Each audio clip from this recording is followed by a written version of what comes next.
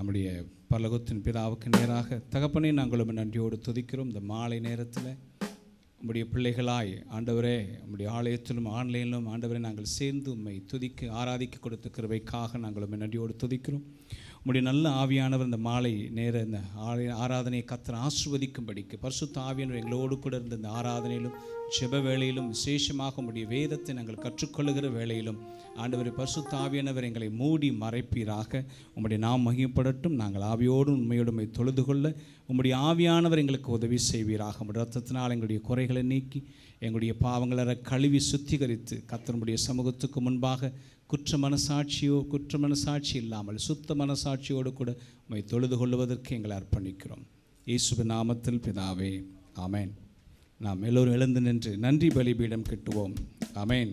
இயேசு நமக்காக பலிபீடத்தில் பலியாகி முடித்து விட்டதுனாலே நமக்கு செய்ய வேண்டியதெல்லாம் ஒரே பலி, நன்றி பலி. நம்மை பலி செலுத்த வேண்டிய வேறு பலி எதுவும் இல்லை, ஒரே பலி, நன்றி பலி. ஆமேன். நன்றி பலிபீடம் கட்டுவோம், நல்ல தெய்வம் நன்மை செய்தார். நன்றி பலிபீடம் கட்டுவோம், நல்ல தெய்வம் நன்மை செய்தார். செய்த நன்மை ஆயிரங்கள் சொல்லி சொல்லி பாடுவேன்.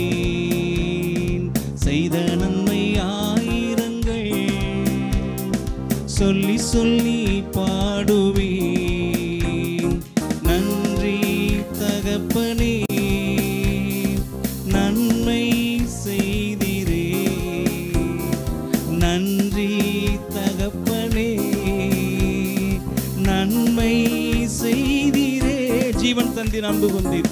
ஜீவன் தந்து நீர் அன்பு கூர்ந்தீர். பாவம் நீங்கிட கழுவி விட்டீர். ஜீவன் தந்து நீர் அன்பு கூர்ந்தீர். பாவம் நீங்கிட கழுவி விட்டீர். உமக்கென்று வாழ பிரித்தெடுத்து, உமக்கென்று வாழ பிரித்தெடுத்து உமது ஊழியம் செய்ய வைத்தீர். உமக்கென்று வாழ பிரித்தெடுத்து உமது ஊழியம் செய்ய வைத்தீர். நன்றி தகப்பனே. நல்ல கரங்களை தட்டி செய்திரே. நன்றி தகப்பனே, நன்மை. சிறந்த முறையிலே குரல் எழுப்பும், சிறந்த முறையிலே குரல் எழுப்பும். சிலுவை ரத்தம் நீர் சிந்தினீரே. சிறந்த முறையிலே குரல் எழுப்பும். சிலுவை ரத்தம் நீர் சிந்தி. ரத்த கோட்டைக்குள் வைத்துக் கொண்டு, கோட்டைக்குள் எதிரி நுழையாமல் காத்துக் கொண்டீர். ரத்த கோட்டைக்குள் வைத்துக் கொண்டு எதிரி நுழையாமல் காத்துக் கொண்டீர். நன்றி தகப்பனே, நன்மை செய்திரே. நன்றி தகப்பனே, நன்மை செய். இருளின் அதிகாரம் அகற்றிவிட்டீர். இருளின் அதிகாரம் அகற்றிவிட்டீர். இயேசு அரசுக்குள் சேர்த்து விட்டீர். இருளின் அதிகாரம் அகற்றிவிட்டீர். இயேசு அரசுக்குள் சேர்த்து விட்டீர்.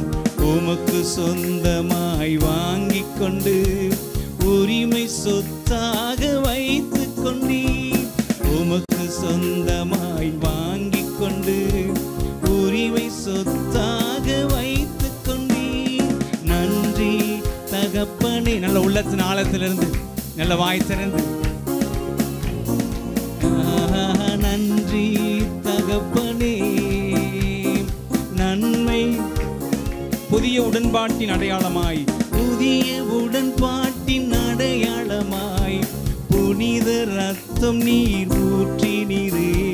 புதிய உடன்பாட்டின் அடையாளமாய் புனித ரத்தம் நீர் ஊற்றினீரே. சத்திய ஜீவ வார்த்தையாலே மரித்த வாழ்வையே மாற்றினீரே. சத்திய ஜீவ வார்த்தையாலே மரித்த வாழ்வையே மாற்றினீரே. நன்றி தகப்பனே, நன்மை செய்தீரே. நன்றி தகப்பனே, நன்மை செய்தி. பார்க்கும் கண்களை தந்தீரையா, பார்க்கும் கண்களை, பாடும் உதடுகள் தந்தீரையா, தந்தீரையா. பார்க்கும் கண்களை தந்தீரையா, பாடும் உதடுகள், உழைக்கும் கரங்களை தந்தீரையா, ஓடும் கால்களை தந்தீரையா. உழைக்கும் கரங்களை தந்தீரையா, ஓடும் கால்களை தந்தீரையா. நன்றி தகப்பனே, நன்மை செய்தீரே. நன்றி தகப்பனே.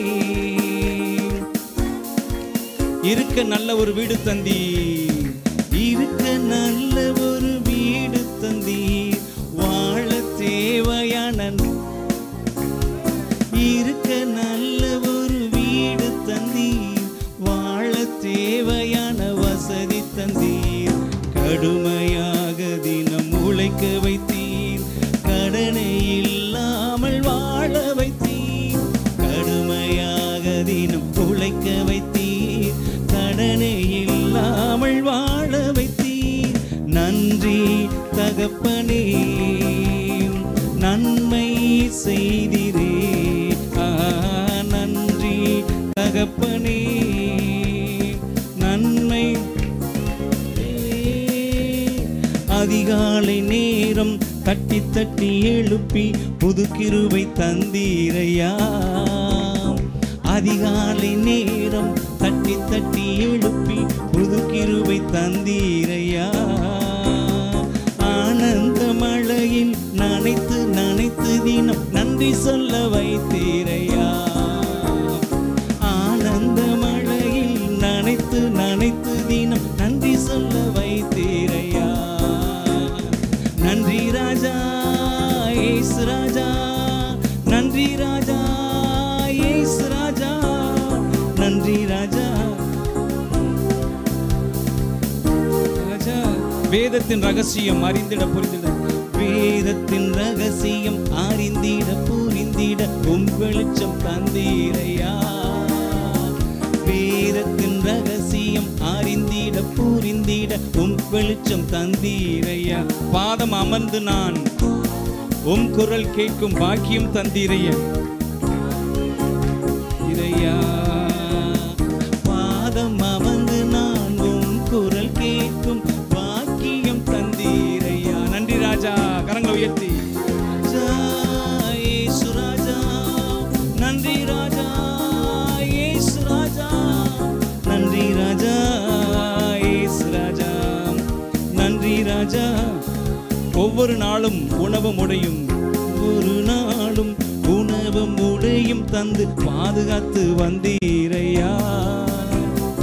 ஒவ்வொரு உடல் சுகம் தந்து ஒரு குறைவின்றி, சுகம் தந்து ஒரு குறைவின்றி வழி நடத்தி வந்தீரையா. உடல் சுகம் தந்து ஒரு குறைவின்றி வழி நடத்தி வந்தீரையா. கரங்களை உயர்த்தி நன்றி ராஜா இயேசு ராஜா, நன்றி ராஜா இயேசு ராஜா, நன்றி ராஜா இயேசு ராஜா, நன்றி ராஜா. துன்பத்தின் பாதையில் நடந்த நாளில் தூக்கி சென்றீரையா. ஓ, துன்பத்தின் வேளையில கர்த்தர் நம்மை தூக்கி சுமந்த தேவன். இதை அன்பரும் கரத்தால் அனைத்து அனைத்து தினம் ஆறுதல் தந்தீரையா. அன்பரும் கரத்தால் அனைத்து அனைத்து தினம் அதிசயம் செய்தீரையா. கரங்களை உயர்த்தி இயேசு ராஜா, நன்றி ராஜா இயேசு ராஜா, நன்றி ராஜா இயேசு ராஜா, நன்றி ராஜா. கூப்பிட்ட நாளில் கொடுத்து விடுதலை தந்தீரையா. கூப்பிட்ட நாளில் மறுமொழி கொடுத்து விடுதலை தந்த தேவன். குறைகளை நீக்கி குறைகளை நீக்கி கரைகளை போக்கி கூடவே வந்தீரையா. என் குறைகளை நீக்கி கரைகளை போக்கி, மறுபடியும் குறைகளை நீக்கி குறைகளை நீக்கி கரைகளை போக்கி கூடவே வந்தீரையா. குறைகளை நீக்கி குறைகளை நீக்கி கரைகளை போக்கி கூடவே வந்தீர். மறுபடியும் குறைகளை நீக்கி என் குறைகளை நீக்கி கரைகளை போக்கி கூடவே வந்தீரையா. நன்றி ராஜா, நன்றி ராஜா இயேசு ராஜா. நன்றி ராஜா இயேசு ராஜா. நன்றி ராஜா இயேசு ராஜா. நன்றி ராஜா இயேசு ராஜா. நன்றி ராஜா, நன்றி ராஜா இயேசு ராஜா. கண்களை மூடி இயேசு ராஜா. நன்றி ராஜா இயேசு ராஜா. நன்றி ராஜா இயேசு ராஜா. நன்றி ராஜா இயேசு ராஜா. நன்றி ராஜா இயேசு ராஜா. நன்றி ராஜா இயேசு ராஜா. நன்றி ராஜா இயேசு ராஜா. குறைகளை நீக்கி கரைகளை போக்கி கூடவே வந்தீரையா.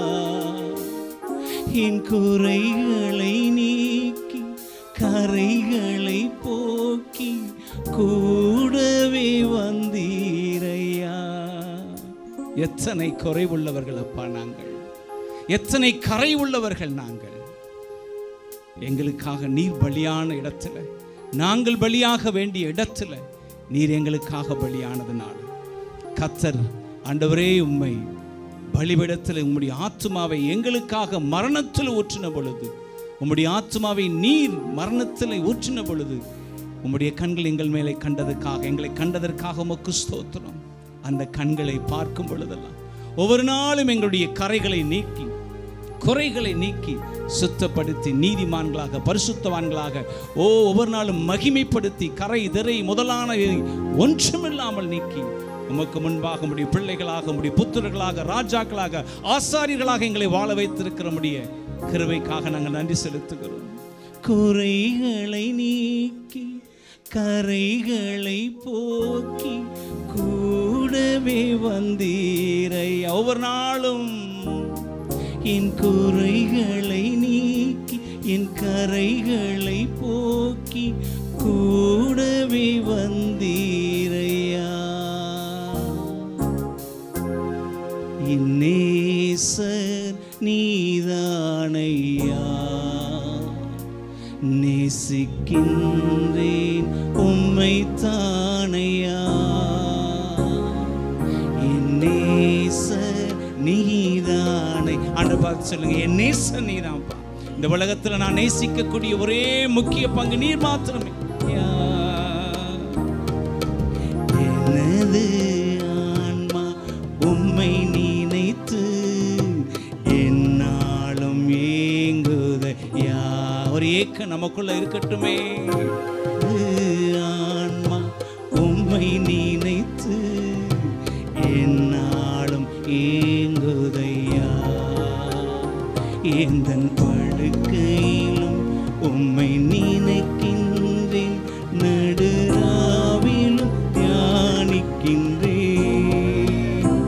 எந்தன் படுக்கையிலும் உம்மை நினைக்கின்றேன், நடுராவிலும் தியானிக்கின்றேன். என் நேசர் நீதானையா. ஆண்டவரை பார்த்து சொல்லுங்களேன், என் நேசர் நீங்க தான்ப்பா. ஓ என் பெரிய நேசம், உயர்ந்த நேசம் நீங்க தான்ப்பா. நேசர் நீதானையா. நேசிக்கின்றேன். அதனால என்ன ஆகும் தெரியுமா? துன்பமோ துயரமோ வேதனை விட்டு பிரிப்பதில்லை. அவர் நமக்கு நேசமாய் இருக்கிறபடினாலே எந்த துன்பமோ துயரமோ பாடுகளோ அவரை விட்டு நம்மை பிரிப்பதில்லை. உம்மை விட்டு பிரிப்பதில்லை. உயிருள்ளவரை உம்மை தானே சிப்பேன், வேறெதற்கும் நான் அடிமைப்படை. ஒரு கன்ஃபஸ், ஆண்டவரை பார்த்து ஒரு உடன்படிக்கை. உள்ளவரை உம்மை தானே சிப்பேன், வேறெதற்கும் நான் உயிருள்ளவரை உம்மை தானே சிப்பேன், வேறெதற்கும் நான் அடிமை. உயிருள்ளவரை உம்மை தானே சிப்பேன், வேறெதற்கும் நான் அடிமை படே. அவர் தம்முடைய சொந்த குமாரன் என்றும் பாராமல் நம்மையில் வைத்த அன்பின் நிமித்தம், மிகுந்த அன்பின் நிமித்தம், அவர் இரக்கத்தில் ஐஸ்வர்யம் உள்ளவராயிருந்தது நிமித்தம், நம்மேல் தயவு பெருத்தவராயிருந்தது நிமித்தம் தம்முடைய சொந்த குமாரனையே கொடுத்தாரே. அந்த நேசம் ஒவ்வொரு நாள் நம்முடைய வாழ்க்கையில் பெருகட்டும், ஒவ்வொரு நாள் நம்முடைய வாழ்க்கையில் பெருகட்டும். முடிவு பரியந்தம், ஒன்று நம்ம முடிவு பரியந்தம் அல்லது அவர் வருகை பரியந்தம் அவரை நேசிக்கிற நேசம் நம்மளை பெருகிக் கொண்டே இருக்கட்டும். உம்மையே ஆராதிப்பே, உண்மையாய் ஆராதிப்பே. சொல்லுங்க ஆண்டவர் பார்த்து, உண்மையை ஆராதிப்பேன், நான் உண்மையாய் ஆராதிப்பேன் ஆண்டவரை. உண்மையாய் ஆராதிப்பேன். கரங்களை உயர்த்தி ஆவியோடும் உண்மையோடும் என்றென்றும் ஆராதிப்பேன்.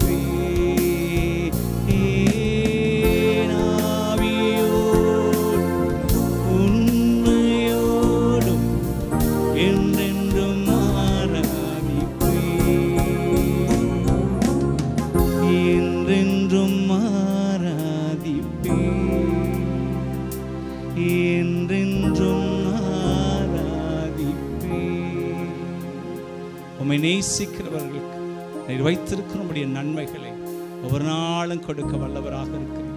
இந்த நாளிலும் உம்முடைய வேதத்திலிருந்து எங்களுக்கு கிடைக்க வேண்டிய நன்மைகளை கர்த்தர் தந்து எங்களை நடத்துவீராக. எல்லா துதி கனம் மகிமை உமக்கு செலுத்துகிறோம். உம்முடைய குமாரன் எங்கள் மாம்சத்துக்கும் எலும்புகளுக்கும் உரிய கர்த்தர் எங்கள் ஈசன் இயேசுவின் நாமத்தில் ஒப்பு கொடுத்து செபிக்கிறோம் நல்ல பிதாவே, ஆமென். தேவனுக்கு மகிமை உண்டாகட்டும்.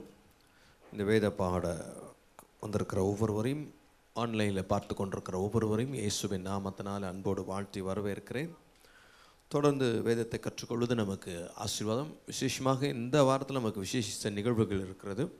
ஆகஸ்ட் மாதம் 15ஆம் தேதி நமக்கு விடுமுறை தினம். அந்த நாளில் காலை 10 மணிலேருந்து 4 மணி வரை விசேஷித்த உபவாச துதி ஆராதனை இந்த இடத்துல இருக்கும். ஆகவே துதிக்க ஆராதிக்க வாருங்கள், நிச்சயமாக நீங்கள் ஆசீர்வதிக்கப்படுவீர்கள். அதைத் தொடர்ந்து வெள்ளிக்கிழமை 6 மணி நேரம் உபவாச ஜெபம் இருக்கும். ஸோ தேசத்துக்காக பரிந்து மன்றாடி ஜெபிக்க அது நமக்கு ஏற்படுத்தி கொடுக்கப்பட்டிருக்கிறது சபையில். அதனால் விசேஷித்த ஜெப குறிப்புகளுக்காக நம்ம ஜெபம் பண்ண போகிறோம். அதுலேயும் நீங்கள் கலந்து கொள்ளுங்கள். 18ஆம் தேதி மாலையில் ஒரு விடுதலை ஆசீர்வாத கூட்டம், பாஸ்டர் தினேஷ் அவர்கள் வந்து அந்த ஊழியத்தை நிறைவேற்ற இருக்கிறார்கள். ஆகவே 18ஆம் தேதி மாலை 6 மணிலேருந்து 10 மணி வரை நடக்கிற அந்த விடுதலை ஆசீர்வாத கூட்டங்களில் புதிதாய் வருகிறவர்களை அழைத்து கொண்டு வரும்படியாக அன்பாக கேட்டுக்கொள்கிறோம். உங்களுடைய வைகோஸ் நண்பர்களை அழைத்து கொண்டு வாருங்கள். இதுவரைக்கும் சபைக்கு வராதவர்கள் மாற்றமல்ல, 1 முறை 2 முறை வந்து வராமல் இருக்கிறவர்களையும் அழைத்து வாருங்கள். வியாதியில் கட்டப்பட்டிருக்கிற மக்களையும் அழைத்து வாருங்கள். நிச்சயமாக கர்த்தர் அந்த நாளில் பெரிய விடுதலையை தருவார். தேவநாமத்தை நாம் மகிமைப்படுத்தலாம். கர்த்தர் தாமே நமக்கு ஆசீர்வதித்து தருவாராக. Praise the Lord. தொடர்ந்து நம்ம வேதத்தை தியானிக்க போகிறோம். ரோமருக்கு எழுதின நிருபம் 4வது அதிகாரத்தை கடந்த முறை நாம் தியானித்தோம். 4வது அதிகாரம் நம்ம படிச்சிருப்போம் நான் நம்புகிறேன். 4வது அதிகாரத்தில் 2 காரியங்களை தியானித்தோம். அந்த அதிகாரத்துக்கு தலைப்பு கொடுக்கணும்னா விசுவாசத்தில் வளர்வதற்கான வழிகள். க்ரோ இன் ஃபெய்த், விசுவாசத்தில் வளர்வதற்கு அதுக்கு நம்ம முதல்ல என்ன பண்ணணும், இந்த அதிகாரத்தின் பின்னணியிலிருந்து இந்த காரியத்தை நம்ம தியானிக்கிறோம். விசுவாசத்தில் வளர்வதற்கான வழிகள் அப்படின்னு ஜென்ரலாக ஒட்டுமொத்த வேதாகமத்திலிருந்து எடுக்கலை. இந்த 4வது அதிகாரத்தில் இருந்து நம்ம அதற்கான பதிலை கருத்தை நம்ம தியானிக்கிறோம். ஸோ உங்கள் ஒன்றுமில்லாமையும், முதலாவது சொன்னேன் ஒன்றுமில்லாமையும் உணருங்க, ரியலைஸ் யுவர் நத்திங்னஸ். அடுத்ததாக சொன்னேன் உங்களுடைய தேவனது மன்னிப்பில் களி கூறுங்கள். ஏனென்றால் சிலுவையில் தான் அந்த இரத்தம் சிந்தி நம்மை மீட்டெடுத்த அந்த தேவனுடைய மகத்தான காரியங்கள், மன்னிப்பின் காரியங்கள் அங்கே நடந்தது. அதை நம்ம சார்ந்திருக்கிறோம். ஸோ அந்த மன்னிப்பில் நம்ம களி கூறும்போது கர்த்தருக்கு ஸ்தோத்திரம், தேவன் நமக்கு உள்ளர கொடுத்த அந்த விசுவாசம் வளர ஆரம்பிக்கிறது. ஆமென். ஸோ அந்த மன்னிப்பில் கிரியைகள் இல்லாமல் தேவனால் நீதிமான் என்று எண்ணப்படுகிறது பாக்கியம். ஸோ அதனால் தேவனாலே நம்ம பாக்கியமான மன்னிப்பு பெற்றதுனால நம்ம பாக்கியம். ஸோ அதனால் நம்ம அதை சார்ந்து இருக்கிறோம் என்பதை தெரியப்படுத்துகிறோம். இன்றைக்கு 3வதாக ரோமருக்கு எழுதின நிருபம் 4வது அதிகாரம் 11 மற்றும் 12 வசனங்களை வாசிப்போம். மேலும் விருத்த சேதனம் இல்லாத காலத்தில் அவன் விசுவாசத்தினாலே அடைந்த நீதிக்கு முத்திரையாக விருத்த சேதனமாகிய அடையாளத்தை பெற்றான். விருத்த சேதனம் இல்லாதவர்களாய் விசுவாசிக்கிற யாவருக்கும் நீதி எண்ணப்படும் பொருட்டாக அவர்களுக்கு அவன் தகப்பனாய் இருக்கும்படிக்கும்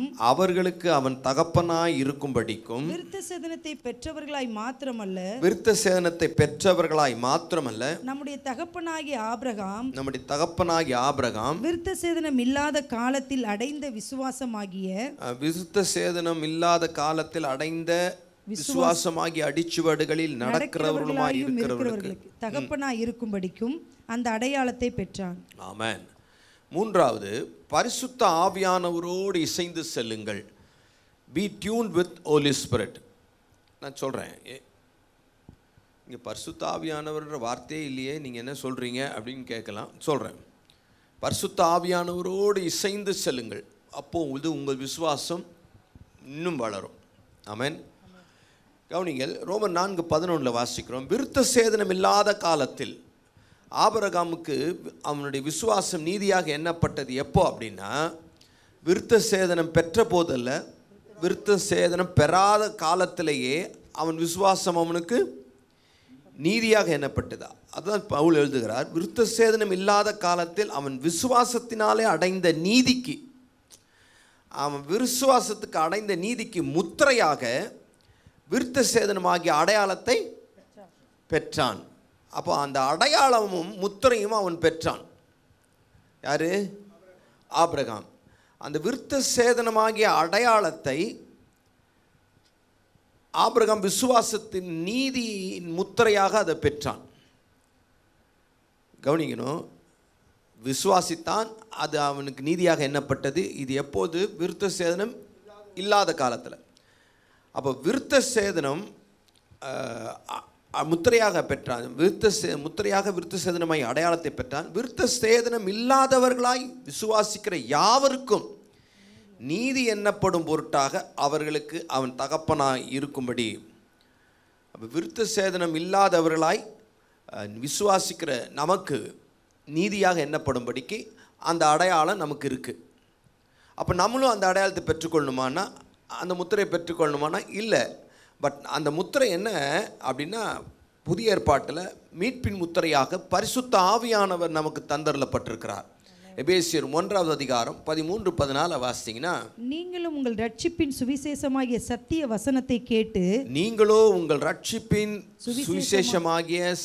வசனத்தை கேட்டு விசுவாசிகள் ஆனபோது வாக்குத்தத்தம் பண்ணப்பட்ட பரிசுத்த ஆவியால் அவருக்குள் முத்திரை போடப்பட்டீர்கள். ஆமென். அவருக்குள் முத்திரை போடப்பட்டீர்கள். அவருக்கு சொந்தமானவர்கள் சொந்தமானவர்கள் அவருடைய மகிமைக்கு புகழ்ச்சியாக மீட்கப்படுவார்கள் என்பதற்கு அவருடைய மகிமைக்கு புகழ்ச்சியாக மீட்கப்படுவார்கள் என்பதற்கு ஆவியானவர் நம்முடைய சுதந்திரத்தின் அச்சாரமாய் இருக்கிறார். ஆவியானவர் நம்முடைய சுதந்திரத்தின் அச்சாரமாக இருக்கிறார். உங்கள் ரட்சிப்பின் சுவிசேஷமாகிய சத்திய வசனத்தை கேட்டு நம்ம விசுவாசிகளான போது வாக்குத்தத்தம் பண்ணப்பட்ட பரிசுத்த ஆவியால் நம்ம முத்திரை போடப்பட்டோம். அச்சாரமாகிய பரிசுத்த ஆவியை நாம் பெற்றுக்கொண்டோம். அது எதுக்காக? அவருக்கு சொந்தமானவர்கள் அவருடைய மகிமைக்கு புகழ்ச்சியாக மீட்பதற்கு ஆவியானவர் நம்முடைய சுதந்திரத்தின் அச்சாரமானார். நம்ம ரட்சிக்கப்படும் போது ஆவியானவர் நமக்குள்ளற ஒரு முத்திரையை போட்டு விட்டார், பரிசுத்த ஆவியானவர். ஆமென். அதுதான் ஆபிரகாம் விருத்த சேதனமாகிய அடையாளத்தை அவன் பெற்றான், முத்திரையாக பெற்றான். அந்த அடையாளம் தான் அவன் நான் அடையாளம் பெற்றிருக்கிறேன். அதனால் அதுவே அவன் விசுவாசத்தில் பலப்படுவதற்கு அவனுக்கு உதவியாக இருந்தது. கர்த்தருக்கு ஸ்தோத்திரம். எபேசியர் 4:30 வாசிக்கிறோம். மீட்கப்படும் நாளுக்கென்று அன்றியும் நீங்கள் மீட்கப்படும் நாளுக்கென்று முத்திரையாக பெற்ற தேவனுடைய பரிசுத்த ஆவியை துக்கப்படுத்தாதிருங்கள். ஆமென். அப்போ மீட்கப்படும் நாளுக்கென்று முத்திரையாக பெற்ற பரிசுத்த ஆவி, கர்த்தருக்கு ஸ்தோத்திரம், அச்சாரமாகிய ஆவியானவரை நம்ம பெற்றிருக்கிறோம். தட் மீன்ஸ் நாம் யாருக்கு சொந்தமானவர்கள்? தேவனுக்கு சொந்தமானவர்கள் என்பதற்கு அடையாளம் நம்ம மேலே போட்டிருக்கு. அப்போது பரிசுத்த ஆவியில் நாம் இப்போ புதிய ஏற்பாட்டில் மெய்யான விருத்த சேதனம் மாம்சத்தில் இல்லை, அது ஆவிக்குரியதாக இருக்கிறது. அப்போ பரிசுத்த ஆவியின் முத்திரையை பெற்றிருக்கிறோம். ஆமென். கலாத்தியர் 5:5 நாங்களோ நீதி கிடைக்கும் என்று ஆவியை கொண்டு விசுவாசத்தினால் நம்பிக்கையோடு காத்திருக்கிறோம். ஆவியை கொண்டு விசுவாசத்தினால் நம்பிக்கையோடு காத்திருக்கிறோம். கிறிஸ்து இயேசுவினிடத்தில்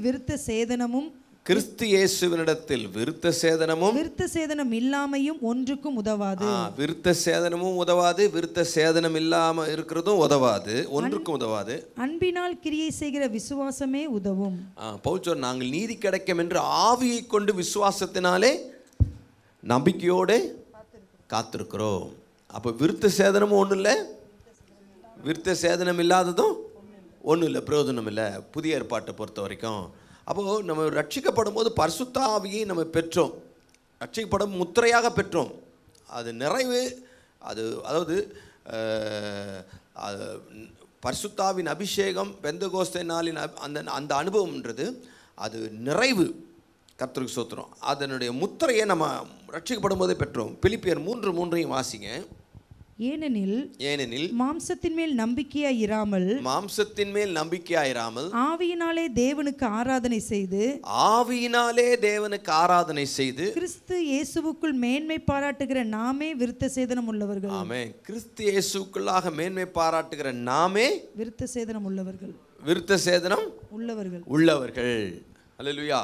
அப்போ நாம தான் அந்த ஆவியினாலே ஆராதனை செய்கிற, பரிசுத்த ஆவியிலே நிறைந்த ஆராதனை செய்கிற நாமே விருத்த சேதனம். அப்போ நமக்கு விருத்த சேதனம் தேவையே இல்லை, ஆபிரகாம் பெற்றான். அப்போ நமக்கு பரிசுத்த ஆவியானவர் முத்திரையாக கர்த்தர் தந்திருக்கிறார். இப்போ இந்த பரிசுத்த ஆவியானவரோடு இசைந்து நம்ம நடக்கும்போது, அல்லது பரிசுத்த ஆவிக்குள் நிரம்பி வாழ்ந்து அப்படி நாம் நடக்கும்போது நம்முடைய விசுவாசம் வளர்றதை நம்மளால் பார்க்க முடியும். ஆமென். கர்த்தருக்கு ஸ்தோத்திரம். யூதா 1:20 நீங்களோ பிரியமானவர்களே உங்கள் மகா பரிசுத்தமான விசுவாசத்தின் மேல் உங்களை உறுதிப்படுத்திக் கொண்டு பரிசுத்த ஆவிக்குள் ஜெபம் பண்ணி. ஸ்தோத்திரம். எதற்குள்ள ஜெபம் பண்ணி? பரிசுத்த ஆவி. விசுவாசத்தில் உறுதிப்படணும், பலப்படணும்னா பரிசுத்த ஆவிக்குள்ளற ஜெபம் பண்ணணும். நான் சொல்லட்டுமா?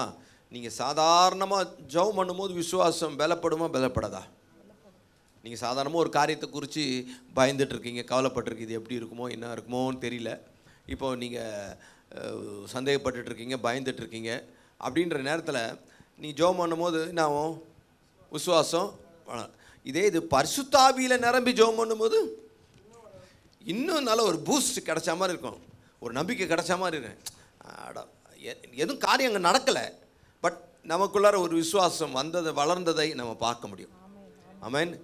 அது ஒரு கல் மேலே இன்னொரு கல்லை வச்சு கட்டுறது போல் பரிசுத்த ஆவிக்குள்ள ஜெபம் பண்ணும்போது பரிசுத்த ஆவியானவர் நம்முடைய குரலை பயன்படுத்தி வாக்கு கடங்காத பெருமூச்சுகளோடு அவர் விண்ணப்பம் பண்ணுகிறார்.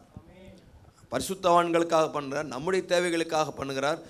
நிறைய நேரம் அப்போ அதனால் நம்ம என்ன, பரிசுத்த ஆவியானவரோடு இசைந்து நான் ஆவியோடும் பாடுவேன், கருத்தோடும் பாடுவேன்.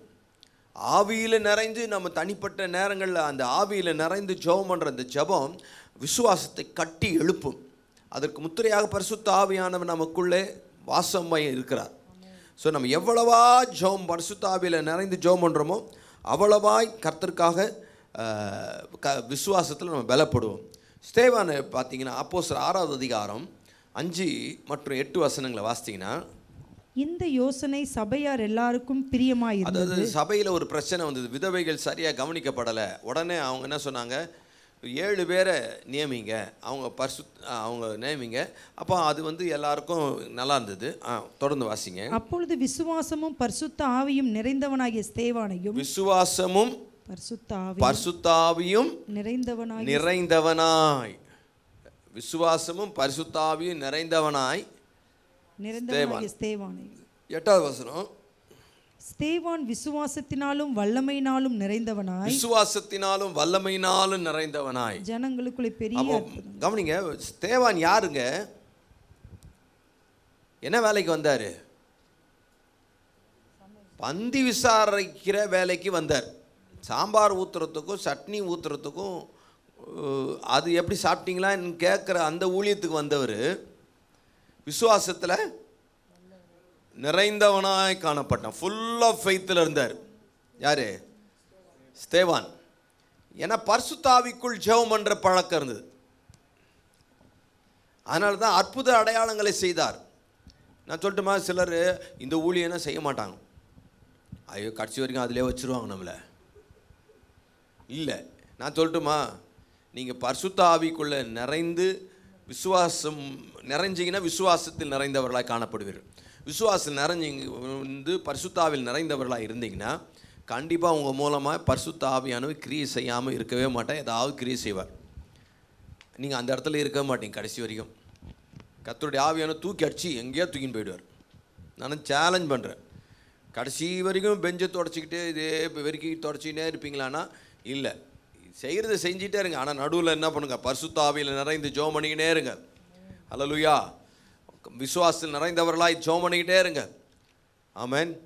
கர்த்தருக்கு ஸ்தோத்திரம். எவர்கள் தேவ ஆவியினால் நடத்தப்படுகிறார்களோ அவர்கள் தேவனுடைய புத்திரர் எனப்படுவார்கள். பரிசுத்த ஆவியில் நிறைந்து வாழ்கிற வாழ்க்கை தான் உண்மையான அந்த வாழ்க்கை. ஸோ அது உங்களை விசுவாசத்தில் பலப்பட வைக்கும். ஆமென். கர்த்தருக்கு ஸ்தோத்திரம். அதனால நீங்கள் இன்னும் நல்லா பலப்படுவீர்கள். ஆவியில் நடந்து கொள் என்பது விசுவாசத்தில் வளருவதாகும். பரிசுத்த ஆவியில் ஆவியானவரால் நடத்தப்படுகிற, ஆவியானவரால் நிரம்பி வழிகிற வாழ்க்கை என்றது விசுவாசத்தில் வளர்றீங்க. நம்ம சிலர்லாம் அந்நிய பாஷையை பேசுகிறீங்களான்னு கேட்டால் என்னைக்கு பேசுகிறோம், இப்போது 3வது பாட்டுக்கு அவ்வளோதான் முடிஞ்சிச்சு. இது வாழ்க்கையின் நடைமுறை. நான் பலமுறை சொல்லியிருக்கிறேன், நம்முடைய தாய்மொழி அந்நிய பாஷையாய் மாறட்டும். அந்நிய பாஷை தாய்மொழியாய் மாறட்டும். தாய்மொழி பேசுகிறது இப்போ அந்நிய பாஷை பேசுகிற மாதிரி தாய்மொழியை பேசுங்க.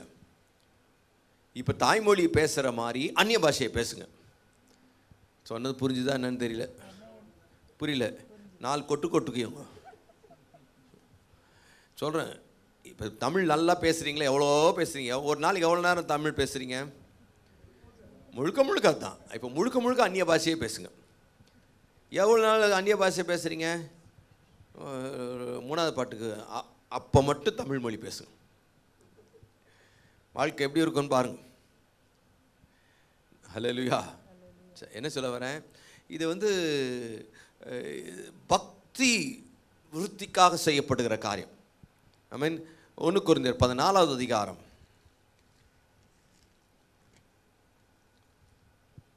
14வது அதிகாரத்தில் 2வது வசனமா, ஏனெனில் அந்நிய பாஷையில் பேசுகிறவன் 2வது வசனம் ஆவியினாலே ரகசியங்களை பேசினாலும், 4வது வசனம், அந்நிய பாஷையில் பேசுகிறவன் தனக்கே பக்தி விருத்தி உண்டாக பேசுகிறான்.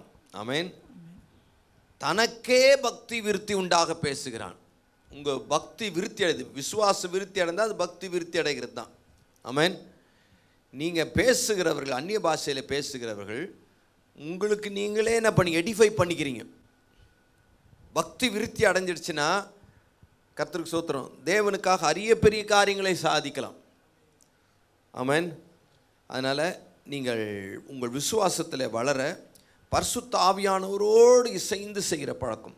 ஸ்தேவான் அவன் பந்தி விசாரணை செஞ்சாலும் அவன் பரிசுத்த ஆவியிலும் விசுவாசம் நிறைந்தவனாய் செய்கையிலும் வாக்கிலும் வல்லவனாக இருந்தான். அவன் கடைசியில் ஒரு பெரிய பிரசங்கம் பண்ணான். நீங்கள் அந்த 7வது அதிகாரத்தை முழுமையாக நீங்கள் வாசித்து பாருங்களேன். என்ன இவ்வளோ பெரிய பிரசங்கம், சாம்பார் ஊற்றுறோம், எப்படிப்பா இவ்வளோ பெரிய பிரசங்கம் பண்ணேன். கேர்சல் இன்றைக்கி கேர்சல் லீடரே கூட எவ்வளோ சொல்லணுன்னா கூட சரியாக பேச தெரில. ஆனால் சாம்பார் ஊற்றுற வேலை தான். ஆனால் பரிசுத்த ஆவியில் நிறைஞ்சிட்டுன்னு வச்சுக்கோங்க, எப்படி நீங்கள் பேசுவீங்க, என்ன பண்ணுவீங்கன்னு ஆச்சரியமான காரியங்கள் நடக்கும். பண்ணிவிட்டு கடைசியில் அவன் மேலே கல்லை தூக்கி எறிகிறாங்க. கல்லை தூக்கி எறியும் போதும் 7வது அதிகாரம் 55வது வசனம், அவன் பரிசுத்த ஆவியினாலே நிறைந்தவனாய். அல்லேலூயா. பரிசுத்த ஆவியினாலே கல்லை தூக்கி அடிக்கும் போது எதில் நிறையணும்? சொல்ல தூக்கி அடிக்கும் போது எதில் நிறையணும்? உங்களுக்கு திட்டுறாங்க, கேவலமாக பேசுகிறாங்க, அப்போ எதில் நிறையணும்? கோபத்தில் நிறைந்து இல்லை, பரிசுத்த ஆவியில் நிறைந்து. அல்லேலூயா. நிறைந்தவனாய் வானத்தை அண்ணாந்து பார்த்தா தேவனுடைய மகிமையை பார்த்தான். தேவனுடைய வலது பார்சத்தில் இயேசுவானவர் நிற்கிறதையும் கண்டு, அதோ வானங்கள் திறந்திருக்கிறதையும் மனுஷகுமாரன் தேவனுடைய வலது பார்சத்தில் நிற்கிறதையும் காண்கிறேன் என்றான். ஆமென். இது விசுவாசத்தில் அப்படியே பார்க்கறதான். கர்த்தருக்கு பார்க்குறான். நீங்கள் அதாவது நமக்கு வருகிற உபத்திரவத்தில் துன்பத்தில் அப்பவும் பரிசுத்த ஆவியில் நிறைந்தவனாய். பவுலும் பார்த்தீங்கன்னா மாயவித்தைக்காரன் எலிமா அவனை பரிசுத்த ஆவியினால் உற்று பார்த்து, பொல்லா கபடு நிறைந்தவனே, பிசாசின் மகனே, நீதிக்கெல்லாம் பகைஞனே, சில காலம் நீ சூரியனை காணாமல் போவாய். அப்போது எதிராக இருக்கும்போது கோபத்தில் நிறையக்கூடாதுங்க, பரிசுத்த ஆவியில் நிறைந்து. இது ஆதி சபையில் இது ஒரு ப்ராக்டிஸாகவே இருந்தது. அப்போது நமக்கும் இந்த பரிசுத்த ஆவியில் நிறைந்து காணப்படுகிற அந்த வாழ்க்கை விசுவாசத்தில் பலப்படுவதாகும். அதற்கு அடையாளமாக தான் ஆபிரகாம் விருத்த சேதனமாகிய முத்திரையை அடையாளமாக பெற்றான். நமக்கும் பரிசுத்த ஆவியானவரை முத்திரையாக நாம் பெற்றிருக்கிறோம். அல்லேலூயா. கர்த்தருக்கு ஸ்தோத்திரம். அதனால் நீங்கள் பரிசுத்த ஆவியானவரோடு இசைந்து போகிற வாழ்க்கை உங்கள் விசுவாச வாழ்க்கையை பலப்படுத்தும். ஆமென். கர்த்தருக்கு ஸ்தோத்திரம். ரைட். 4வதாக ரோமன் 4வது அதிகாரம் 12வது வசனம். விருத்த சேதனத்தை பெற்றவர்களாய் மாத்திரமல்ல, நம்முடைய தகப்பனாகிய ஆபிரகாம் விருத்த சேதனம் இல்லாத காலத்தில் அடைந்த விசுவாசமாகிய அடிச்சுவடுகளில் நடக்கிறவர்களாயும் இருக்கிறவர்களுக்கு தகப்பனாய் இருக்கும்படிக்கும் அந்த அடையாளத்தை பெற்றான். அதாவது விருத்த சேதனம் இல்லாத காலத்தில் அந்த அடையாளத்தை பெற்றான். எதற்காக பெற்றான்னா, பின்னாடி விசுவாசிக்கிற நமக்கு தகப்பனாய் இருப்பதற்காக, நாம் அதை ஃபாலோ பண்ணி போகிறதுக்காக அதை பெற்றான். புரியுதுங்களா? விருத்த சேதனத்தை பெற்றவர்களாய் மாத்திரமல்ல, நம்முடைய தகப்பனாகிய ஆபிரகாம் விருத்த சேதனம் இல்லாத காலத்தில் அடைந்த விசுவாசமாகிய அடிச்சுவடுகளில் நடக்கிறவர்களுமாய் இருக்கிறவர்களுக்கு, அதாவது நம்ம தான் விசுவாசத்தில் அந்த அடிச்சுவடில் நடக்கிறவர்களாக இருக்கிற நமக்கு தகப்பனாய் இருப்பதற்காக அந்த அடையாளத்தை பெற்றான். 23, 24. அது அவனுக்கு நீதியாக எண்ணப்பட்டது என்பது அவனுக்காக மாத்திரமல்ல, அது அவனுக்கு நீதியாக எண்ணப்பட்டது. எது? விருத்த சேதனம் இல்லாத காலத்திலேயே விசுவாசித்தான், அது அவனுக்கு நீதியாக எண்ணப்பட்டது. அதுக்கப்புறம் விருத்த சேதனம் பெற்றான், அது அவனுக்கு நீதியாக எண்ணப்பட்டது என்பது அவனுக்காக மாத்திரமல்ல, நமக்காகவும் எழுதப்பட்டிருக்கிறது. நம்முடைய கர்த்தராகிய இயேசுவை மரித்தோரிலிருந்து எழுப்பினவரை விசுவாசிக்கிற நமக்கும் அப்படியே எண்ணப்படும். கர்த்தரை விசுவாசிக்கிற நமக்கும் அப்படியே எண்ணப்படும். ஆமென். அப்போது ஆபிரகாம் நமக்கு நல்ல ஒரு ரோல் மாடலாக இருக்கிறார். 4வது குறிப்பு, ஃபாலோ ஃபெய்த் ரோல் மாடல்ஸ். விசுவாச முன்மாதிரிகளை பின்பற்றுங்கள், அப்போது விசுவாசத்தில் வளருவீர்கள். விசுவாச முன்மாதிரிகளை, விசுவாசமாகி அடிச்சுவடுகளில் நடக்கிறவர்களாய் இருக்கிறவர்களுக்கு தகப்பனாய் ஆபிரகாம் இருக்கிறார். ஆபிரகாம் பின்வரும் விசுவாசிக்கிறவர்களுக்கு அந்த அடிச்சுவடுகளை, கர்த்தராகிய இயேசுவை மரித்தோரிலிருந்து எழுப்பினவரை விசுவாசிக்கிற நமக்கு ஆபிரகாம் தகப்பனாக இருக்கிறார், அந்த அடிச்சுவடுகளை நடக்கிறவர்களுக்கு. அப்போ அந்த அடையாளத்தை பெற்று நமக்கு நல்ல ஒரு முன்மாதிரியாக ஆபிரகாம் இருக்கிறார். ஸோ அந்த அடையாள நீதியாக எண்ணப்பட்டதுன்றது 23-24 வாசிக்கிறோம். கிறிஸ்துவ வாழ்க்கை என்ன தான்? விசுவாச வாழ்க்கை தான். அது கிறிஸ்துவ ஓட்டமே அப்படி தான். எபிரேயர் 11வது அதிகாரத்தில் அந்த ஓட்டப்பந்தயம் என்பது என்னென்னா, அந்த ரிலே ரேஸ் மாதிரி. ரிலே ரேஸ்னால் புரியும், நான் நம்புகிறேன். நம்மக்கிட்ட ஒரு பேட்டன் கொடுத்துருவாங்க, அதை நம்ம எடுத்துக்கிட்டு ஓடணும். ஓடி என்ன பண்ணணும், ஒரு குறிப்பிட்ட தொலைவு வரைக்கும் ஓடிட்டு அடுத்த நம்ம டீம் ஆள்கிட்ட அதை பாஸ் பண்ணிவிட்டு கொடுத்துடணும். அவர் அதை எடுத்துக்கிட்டு ஓடுவார். தொடர் ஓட்டம். ஆனால் அது கடைசி வரைக்கும் நம்மளே ஓட்டிகிட்டு இருக்க மாட்டோம். நம்ம ஒரு குறிப்பிட்ட டிஸ்டன்ஸ் வரைக்கும் ஓடுவோம். ஓடிட்டு அது நம்ம டீம் ஆள்கிட்டையும் கொடுத்துடணும். அதை என்ன பண்ணுவார், அவர் வாங்கிட்டு ஓடுவார். இந்த ஓட்டம்தான். இதுதான் எபிரேயர் 11வது அதிகாரத்தை அழகாக சித்தரிக்கப்பட்டிருக்கிறது. 11-12 வாசித்தீங்கன்னா விசுவாச வீரர்களுடைய பட்டியலை அங்கே வாசிக்கிறோம். பெரிய ஒரு நீண்ட பட்டியல். அதில் 39-40 மட்டும் வாசிங்க. இவர்கள் எல்லாரும் விசுவாசத்தினாலே நற்சாட்சி பெற்றும். விசுவாசத்தினாலே நற்சாட்சி பெற்றார்கள் இவர்கள் எல்லாரும். அப்போ 11வது அதிகாரத்தில் ஒரு நீண்ட பட்டியலை சொல்லிட்டு முடிக்கும் போது, இவர்கள் எல்லாரும் விசுவாசத்தினாலே நற்சாட்சி பெற்று வாக்குத்தத்தம் பண்ணப்பட்டதை அடையாமற் போனார்கள். வாக்குத்தத்தம் பண்ணப்பட்டதை என்ன பண்ணல, அவங்க அடையாமற் போனார்கள். அவர்கள் நம்மை இல்லாமல் பூரணராகாதபடிக்கு விசேஷித்த நன்மையானதொன்றை தேவன் நமக்கென்று முன்னதாக நியமித்திருந்தார். விசேஷித்த நன்மையானதொன்றை தேவன் நமக்காக முன்னதாக நியமித்திருந்தார். 40வது வசனம் வாசித்தீங்களா? அவர்கள் நம்மை அல்லாமல் பூரணராகாதபடிக்கு விசேஷித்த நன்மையானதொன்றை தேவன் நமக்கென்று முன்னதாக நியமித்திருந்தார். அப்போ இவர்கள் ஓடி முடிச்சிட்டாங்க. ஆனா வாக்குத்தத்தம் பண்ணப்பட்டதை என்ன பண்ணல, இவங்க அடையல. பழைய ஏற்பாட்டு விசுவாசிகள் எல்லாரும் விசுவாசத்தில் நற்சாட்சி பெற்றார்கள். ஆனா வாக்குத்தத்தம் பண்ணப்பட்டதை அடையல. வாக்குத்தத்தம் பண்ணப்பட்டது என்ன?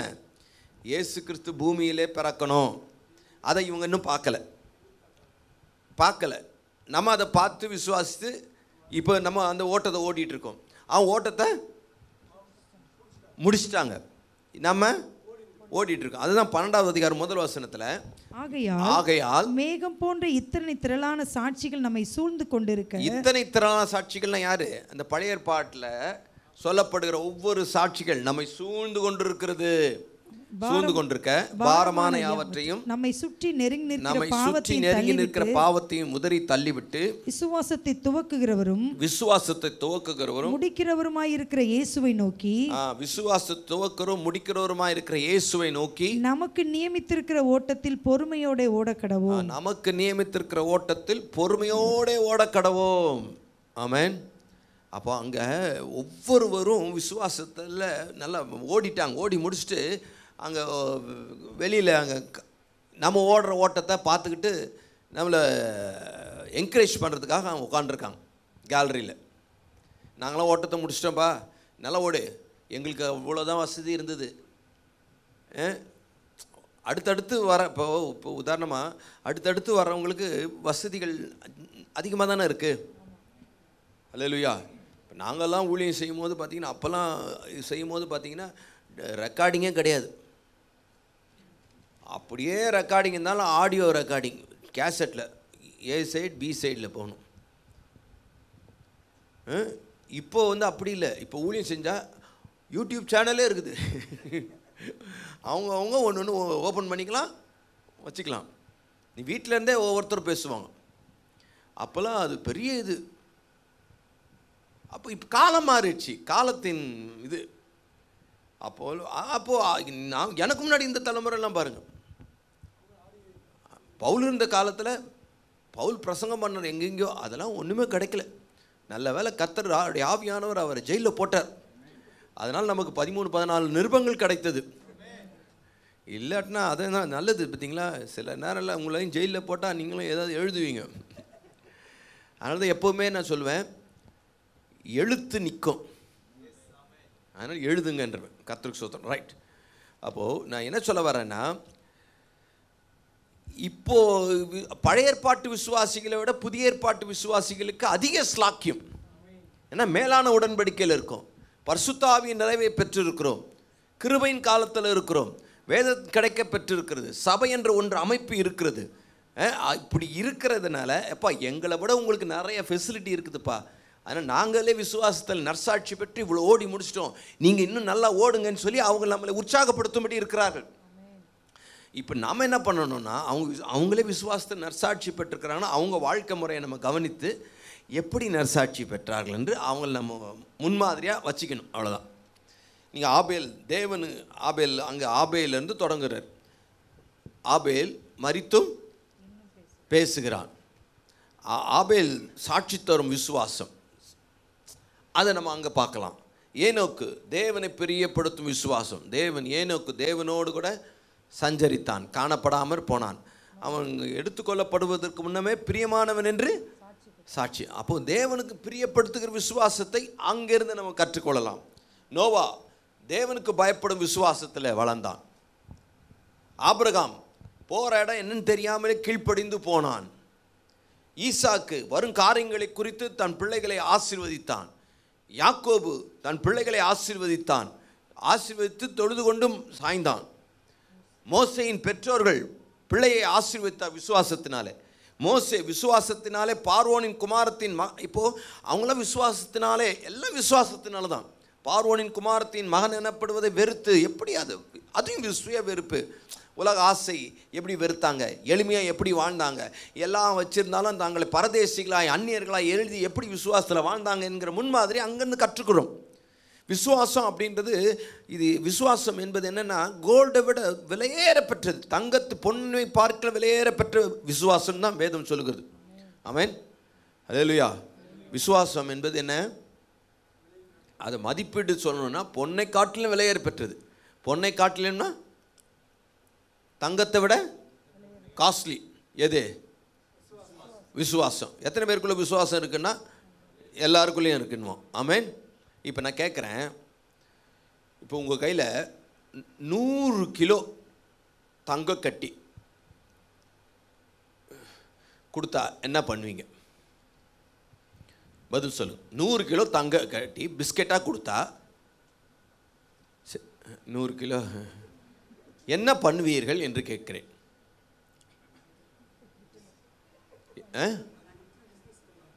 அதை விற்று பிஸ்னஸ் பண்ணுவீங்க.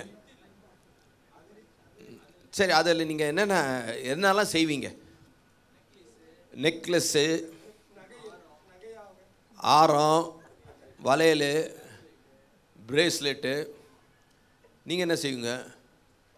சரி, நான் கேட்குறேன், வளையல், இடுப்பு, ஒட்டி, ஆணம், அது ஆணம், இந்த ஆணம் என் கையில் கொடுத்துருவேன்.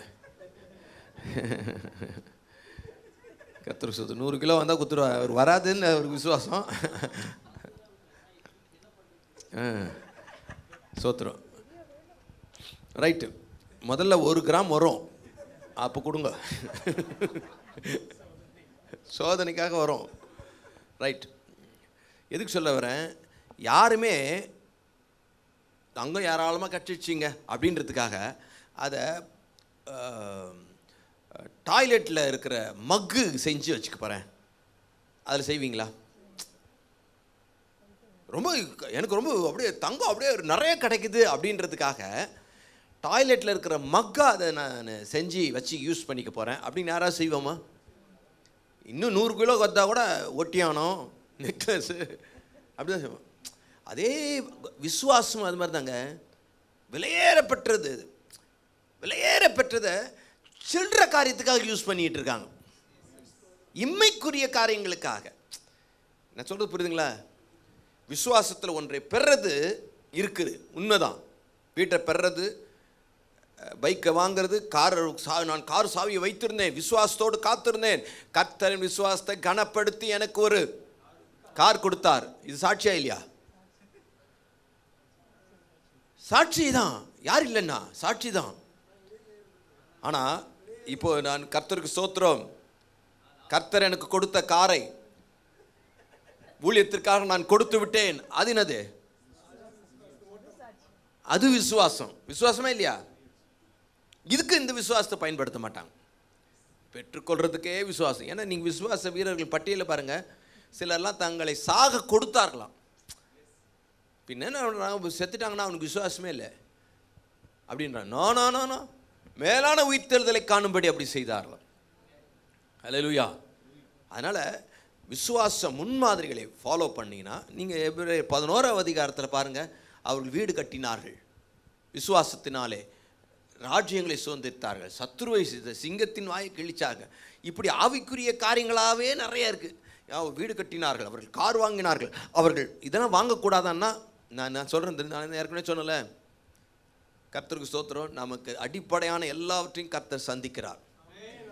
நிறைய இருக்கிறது அப்படின்றதுக்காக நம்ம எப்படி தங்கம் நிறைய கிடச்சதுனால அதை போய் பாத்ரூம் பக்கெட்டு சின்ன மக்கு வேணும், அதுக்கு கோல்டு நான் செஞ்சு வச்சுக்க பாருன்னு யாரும் செய்கிறதில்ல. அதே போல தான் இது மேலான ஆவிக்குரிய காரியங்களில் நம்ம எடுத்து பயன்படுத்திக்கணும். கர்த்தருக்கு ஸ்தோத்திரம். எதற்காக அதை சொல்கிறேன் அப்படின்னா, நம்ம அந்த முன்மாதிரிகளை ஃபாலோ பண்ணணும். வேதத்தின் முன்மாதிரிகளை நம்ம ஃபாலோ பண்ணணும், நல்ல முன்மாதிரிகளை ஃபாலோ பண்ணணும். ஏன்னா நிறைய பேர் இப்படி சாட்சி சொல்கிறாங்க, நான் விசுவாசித்தேன், கர்த்தர் எனக்கு இது நல்ல சாட்சி தாங்க, நான் குறைத்து மதிப்பிடலை, தப்பாக எடுத்துடாதீங்க யாரும். பட் இதுலேயும் மேலானது பெட்டரு, அதுக்கு நம்ம எய்ம் பண்ணுவோம். கர்த்தர் நமக்கு தருவாராக. ஆமென். கர்த்தருக்கு மகிமை உண்டு. 2 தெசலோனிக்கேயர் பவுல் சொல்றார் பாருங்க, 3:6-9 வரைக்கும். மேலும் சகோதரரே, எங்களிடத்தில் ஏற்றுக்கொண்ட முறைமையின்படி நடவாமல் ஒழுங்கற்று நடக்கிற எந்த சகோதரனையும் நீங்கள் விட்டு விலக வேண்டும் என்று. ஆமா, அவங்களெல்லாம் விட்டு விலகணும். நம்முடைய கர்த்தராகிய இயேசு கிறிஸ்துவின் நாமத்தினாலே உங்களுக்கு கட்டளையிடுகிறோம். நம்முடைய கர்த்தராகிய இயேசு கிறிஸ்துவின் நாமத்தினாலே உங்களுக்கு கட்டளையிடுகிறோம். இன்னவிதமாய் எங்களை பின்பற்ற வேண்டும் என்று நீங்கள் அறிந்திருக்கிறீர்களே. உங்களுக்கு தெரிந்திருக்கிறதே. நாங்கள் உங்களுக்குள்ளே ஒழுங்கற்று நடவாமலும். பவுல் ஆக்சுவலா 2 தெசலோனிக்கேயர் எழுதும்போது, தெசலோனிக்கேயருக்கு எழுதின நிருபம் வருகையை பற்றியது. அப்போ அவங்களுக்கு இன்னும் வருகை சமீபமாக இருக்குது, ஆயத்தமாக இருங்க அப்படின்னு 1 தெசலோனிக்கேயர் எழுதின உடனேயும் தெசலோனிக்கேயரில் நிறைய பேர் என்ன பண்ணியிருக்கிறாங்க, வேலையை விட்டாங்க. ஆண்டவர் போகிறாரு அது இதுன்னு. அதனால தான் சிலர்லாம் ஒழுங்கற்று நடக்கிறாங்க, வேலை செய்ய மாட்டுறாங்க. அப்படின்றதுக்காக தான் பவுல் சொல்கிறாரு, ஒழுங்கற்று நடக்கிற எந்த சகோதரனை நீங்கள் விட்டு விலக வேண்டும். இன்ன விதமாக எங்களை ஃபாலோ பண்ணணும்னு நான் உங்களுக்கு சொல்லி கொடுத்துருக்கிறேன், நீங்கள் அறிந்திருக்கிறீர்களே. நாங்கள் உங்களுக்குள்ளே ஒழுங்கற்று நடவாமல் ஒருவனிடத்திலும் இலவசமாய் சாப்பிடாமலும். அல்லேலூயா. ஒருவனிடத்திலும் இலவசமாய் சாப்பிடாமலும் உங்களில் ஒருவனுக்கும் பாரமாய் இராதபடிக்கு இரவும் பகலும் பிரயாசத்தோடும் வருத்தத்தோடும் வேலை செய்து சாப்பிட்டு ஊழியம் செஞ்சுட்டு இருந்தாலும், ஆங்காங்கே சபைகளை ஸ்தாபித்தாலும் வருத்தத்தோடு வேலை செஞ்சு, கூடார தொழில் செஞ்சு வருத்தத்தோடு, அதாவது இவர் தன்னுடைய நல்ல மாதிரியை காண்பிக்கிறார், விசுவாசத்தில் வளர்ந்த விதத்தை காட்டுறாரு. அதனால் நீங்கள் என்ன சொல்கிறாரு, உங்கள் மேல் பாரத்தை வைப்பதற்கான அதிகாரம் எங்களுக்கு இல்லை என்பதினாலே. அப்பா நீங்கள் எங்களுக்கு சாப்பாடு நீங்கள் தரணும், கன்வீனியன்ஸ் தரணும். நேற்று ஒரு ஊழியக்காரர் அவர் இன்டர்வியூவில் சொல்கிறார், எப்படி அழைப்பை ஏற்றுக்கொள்கிறீங்க அப்படின்னா, ஃபாரின்லேருந்து வர அழைப்பை நாங்கள் செக் பண்ணுறோம், உண்மையாகவே இருக்கிறா, அவங்க உண்மையாகவே தானா கூப்பிட்றாங்களா அப்படின்னு கேட்குறோம். ஒரு இளம் ஊழியர், நல்ல ஃபேமஸ் ஊழியர், யாருன்னு சொல்ல விருப்பம் இல்லை. அவங்க சொல்கிறார், அப்போ அவங்க எங்களுக்கு நல்ல ஹோட்டலில் தங்க வைக்கணும், நல்ல சாப்பாடு கொடுக்கணும், அடுத்தது நல்ல ஃப்ளைட் டிக்கெட் எங்களுக்கு தரணும், அடுத்தது நல்ல காணிக்கை தரணும். இப்படிலாம் தர்றவங்களா இருந்தால் அந்த ஊழியத்துக்கு நாங்கள் ஒத்துக்கிறோம். பரிசுத்த ஆவியானவர் கேட்குறோம், பரிசுத்த ஆவியானவர் ஓகேன்னு சொல்கிறாரு, அதெல்லாம் எதுவுமே வரல. நான் சொல்கிறது புரியுதுங்களா? இங்கே பவுல் என்ன சொல்கிறாரு, நான் யாருக்கும் பாரம், அப்படி இது தப்பான்னு கேட்டால் தப்பு இல்லை. ஊழியத்துக்கு அழைக்கிறவங்க அதற்கான காரியங்களை சந்திக்கணும். ஆனால் பவுல் என்ன சொல்கிறார், அதுக்கான பாரத்தை உங்கள் மேலே சுமத்தாதபடிக்கு சுமத்துறதுக்கு எங்களுக்கு அதிகாரம் இல்லை என்பதினாலே அப்படி செய்யாமல், இல்லை என்பதனால் அப்படி செய்யாமல், நீங்கள் எங்களை பின்பற்றும்படிக்கு நாங்கள் உங்களுக்கு மாதிரியா இருக்க வேண்டுமென்றே அப்படி செய்தோம். நாங்கள் உங்களுக்கு மாதிரியா இருக்க வேண்டுமென்றே அப்படி செய்தோம். பவுல் அப்படி சொன்னார். நாங்கள் உங்களுக்கு ரோல் மாடல் செட் பண்ணி இருக்கிறோம்ப்பா, அந்த மாடலை பின்பற்றுங்க அப்படின்னு பவுல். ஸோ இப்படிப்பட்ட பவுல் போன்ற மாடல்களை ஃபாலோ பண்ணிங்கன்னா விசுவாசத்தில், அப்படிப்பட்ட விசுவாசத்தில் வளர்வீர்கள். நமக்கு முன்மாதிரிகள் தேவை. ஆமென், அல்லேலூயா. பிலிப்பியர் 3வது அதிகாரத்தில் அவர் தன்னை முன்மாதிரியை காண்பித்தது மாத்திரமல்ல, யாரெல்லாம் முன்மாதிரியாக நான் காட்டுறேனோ அவங்கள ஃபாலோ பண்ணி போங்கன்றார். 3:17 சகோதரரே நீங்கள் என்னோட கூட பின்பற்றுகிறவர்களாகி நாங்கள் உங்களுக்கு வழிகாட்டுகிறபடி நடக்கிறவர்களை மாதிரியாக நோக்குங்கள். ஏனெனில் அநேகர் வேறு விதமாய் நடக்கிறார்கள். அவர்கள் கிறிஸ்துவின் சிலுவைக்கு பகைஞர் என்று உங்களுக்கு அநேகந்தரம் சொன்னேன். இப்பொழுது கண்ணீரோடும் சொல்லுகிறேன். அவர்களுடைய முடிவு அழிவு. அவர்களுடைய தேவன் வயிறு. அவர்களுடைய மகிமை அவர்களுடைய லட்சையே. அவர்கள் பூமிக்கு அடுத்தவைகளை சிந்திக்கிறாங்க. அவங்கள ஃபாலோ பண்ணாதீங்க. நான் உங்களுக்கு காண்பிக்கிறவங்கள மட்டுமே நீங்கள் ஃபாலோ பண்ணுங்கன்றார். அப்போது விசுவாச முன்மாதிரிகளை நம்ம கரெக்டாக ஃபாலோ பண்ணணும். கர்த்தருக்கு ஸ்தோத்திரம். இல்லாட்டினா நீங்கள் இந்த விசுவாசத்தை வச்சு நிறைய போதனைகள் சபைகளிலே வெளியிலேயும் நம்ம நிறைய பேசப்படுகிறது. கர்த்தருக்கு ஸ்தோத்திரம். அந்த கார் எந்து எல்லாமே இந்த விசுவாசத்தினாலே இம்மைக்குரிய ஆசீர்வாதங்களை பெற்றார்கள்ன்றான். அது பெற்றுக்கொள்வது இருக்குது, இல்லைன்னு நான் சொல்லலை. பட் அதையே அதிகமாக ஃபோக்கஸ் பண்ணி இம்மைக்காகவே வாழ்கிற அந்த விசுவாசத்தை இல்லை, இன்னும் அதன் ஒரு படி மேலே போய் அதை ஃபாலோ பண்ண சொல்கிறார். எபிரேயர் 13:7 தேவனது இன்றைய நிருபங்கள், அதை ஃபாலோ பண்ணுங்க. தேவ வசனத்தை உங்களுக்கு போதித்து உங்களை நடத்தினவர்களை நீங்கள் நினைத்து அவர்களுடைய நடக்கையின் முடிவை நன்றாய் சிந்தித்து அவர்களுடைய விசுவாசத்தை பின்பற்றுங்கள். உங்களுக்கு முன்னாடி நடைமுறை வாழ்க்கையில் இருக்கிற நல்ல ஊழியக்காரங்களை பார்த்து அவங்களுக்கு போதிக்கிறாங்க, உங்களுக்கு நடத்துகிறாங்க. அவங்களுடைய விசுவாச வாழ்க்கையை நீங்கள் என்ன பண்ணுங்கள், ஃபாலோ பண்ணிங்கன்னா கர்த்தருக்கு ஸ்தோத்திரம், உங்கள் விசுவாசம் பலப்படும். ஆமென். கண்டிப்பாக கர்த்தருக்குள் நீங்கள் பலப்படுவீர்கள். ஆமென். இது இன்றைய எத்தனையோ பரிசுத்தவான்கள், விசுவாச வீரர்களுடைய பட்டியல் நம்ம பார்க்குறோம். விசுவாச ஊழியம் செஞ்ச எத்தனையோ ஊழியர்களை பார்க்குறோம். அவங்களுடைய வாழ்க்கை சரித்திரத்தை வாசிங்க. நீங்கள் யாரோட சேர்றீங்களோ அந்த இது தான் வரும். ஆமென். விசுவாசத்தில் பலப்படணும்னா விசுவாசமாக பேசுகிற, விசுவாசமாக நடக்கிற அந்த கூட்டத்தோடு உங்களை அடையாளப்படுத்தி அவங்கள முன்மாதிரியாக வச்சு அவங்கள ஃபாலோ பண்ண ஆரம்பிங்க. ஜார்ஜ் முல்லர் ஒரு முறை கப்பலில் பிரயாணம் பண்ணும்போது அந்த கப்பல் மூழ்கி போகும் அப்படின்றது நிலைமைக்கு வந்துடுச்சு. அப்போ கேப்டன் சொல்கிறார், இது கப்பல் மூழ்க போகுது, எல்லோரும் ஜெபம் பண்ண. அப்போ அங்கே நிறைய ஊழியக்காரங்க இருந்தாங்க. வாங்க நம்ம ஜெபம் பண்ணலாம், நம்முடைய ஜெபம் பண்ணலான்னு சொல்லி ஜார்ஜ் முல்லர் கூப்பிட்டு நான் வரமாட்டேன்ட்டார். ஏன்னா நீங்கள் எல்லோரும் ஒரே ஆவி, கப்பல் மூழ்க போகுது, நம்ம மரணத்துக்கு ஒப்பு கொடுத்து ஜெபம் பண்ணலான்னு கூப்பிட்றேன். நான் அப்படி இல்லை, இந்த கப்பல் கரை போய் சேரும் என்று நான் விசுவாசிக்கிறேன். அதனால் உங்களோடு சேர்ந்து என்னால் ஜெபம் பண்ண முடியாது. அல்லேலூயா. கர்த்தருக்கு ஸ்தோத்திரம். நான் இப்போ நீங்கள் பயந்து பயந்து பயந்து பயந்து பேசுவாங்க பார்த்துருக்கீங்களா? அவங்ககிட்டயே நீங்கள் போய் சேர்ந்தீங்கன்னா என்ன ஆகும்? நமக்கு நல்ல விசுவாசத்தில் கேட்டு போயிருப்பீங்க. அங்கே போய் கட்டினீங்கன்னா புஷ்ன்னு இறக்கி விட்ருவான். அதாவது காற்று நல்லா பம்பு ஏற்றி காற்று ஏற்றி அமிச்சிட்டு அவன் போட்டிங்கன்னா நல்லா குண்டு வசியில் ஒரு ஓட்டை போட்டு விட்ருவான். அது சின்ன வந்துடும். அதனால் நல்ல முன்மாதிரிகளை ஃபாலோ பண்ணுங்கள். ஆமென். விசுவாச காரியங்களை, விசுவாச ஐக்கியத்தில் பலப்படுங்க. கர்த்தருக்கு மகிமை உண்டாகட்டும். விசுவாசத்தினால்தான் காரியங்கள் நடக்கும். ஆமென். நீங்கள் நாலு பயந்தா மாதிரி கதை சொன்னாங்கன்னு வச்சுக்கோங்களேன், உங்களுக்கு சின்ன வியாதி இருக்கும், 4 பேர் அந்த வியாதியை சுற்றி 4 நெகட்டிவ் கதை, நல்லா எதிர்மறையான கதை சொன்னாங்கன்னு வச்சுக்கோங்களேன், அவ்வளோதான், முடிஞ்சு போச்சு உங்கள் கதை. உங்கள் கதை முடிஞ்சிடும். அப்போது இந்த அடுத்தது விசுவாசம் அப்படின்றது மற்றவங்களுக்கு சொல்கிறது ஈஸி, நமக்குன்னு தான் கஷ்டம். ஒருத்தர் வந்தார், அவர் சர்ச்சு கட்டணும் பாஸ்டர், உதவி கேட்டு வந்தார். கூடாரம் போடணுமா, அதுக்கு 40,000 ஆகுது, உங்களால் முடிஞ்ச உதவி செய்யுங்கன்னார். 40,000. அப்போ நானும் சொன்னேன், நீங்கள் யாருன்னு தெரியல, ஏதோ செய்கிறீங்க, நாங்களும் இங்கே விசுவாசத்தில் தான் ஊழியம் செய்கிறோம், வாடகை தான் கொடுக்குறோம். இவ்வளோ வாடகை கொடுக்குறீங்க?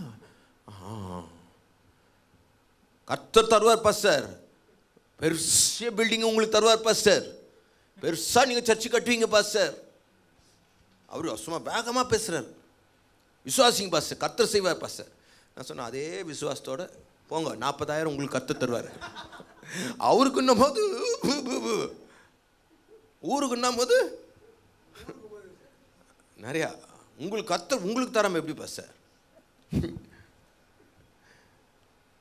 நான் சொன்னேன், இதே விசுவாசத்தை நீங்கள் பயன்படுத்துங்க, கர்த்தர் அதே கர்த்தர் தான்.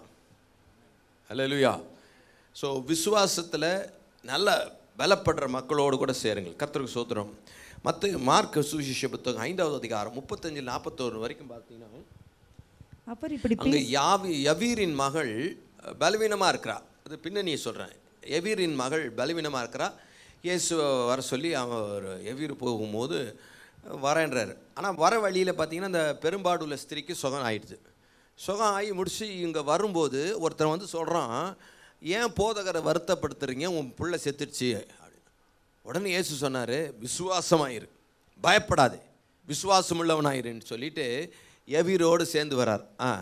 அவர் இப்படி பேசி கொண்டிருக்கையில் ஜெப ஆலய தலைவனுடைய வீட்டிலிருந்து சிலர் வந்து, உம்முடைய குமாரத்தி மரித்து போனால் இனி ஏன் போதகரை வருத்தப்படுத்துகிறீர் என்றார்கள். இனி ஏன் போதகரை வருத்தப்படுத்துகிறீர்? அவர்கள் சொன்ன வார்த்தையை இயேசு கேட்டவுடனே ஜெப ஆலய தலைவனை நோக்கி, பயப்படாதே விசுவாசம் உள்ளவனாயிரு என்று சொல்லி, பயப்படாதே விசுவாசம் உள்ளவனாயிரு என்று சொல்லி, பேதுருவையும் யாக்கோபையும் யாக்கோபின் சகோதரன் யோவானையும் தவிர, பேதுருவையும் யாக்கோபையும் யாக்கோபுடைய சகோதரன் யோவானையும் தவிர வேறொருவரும் தம்மோடே வருகிறதற்கு இடம் கொடாமல், வேற ஒருத்தரையும் தம்மோடு கூட என்ன பண்ணல, வருகிறதற்கு சேர்க்கல. ஏன்னா இது வேற கேஸு.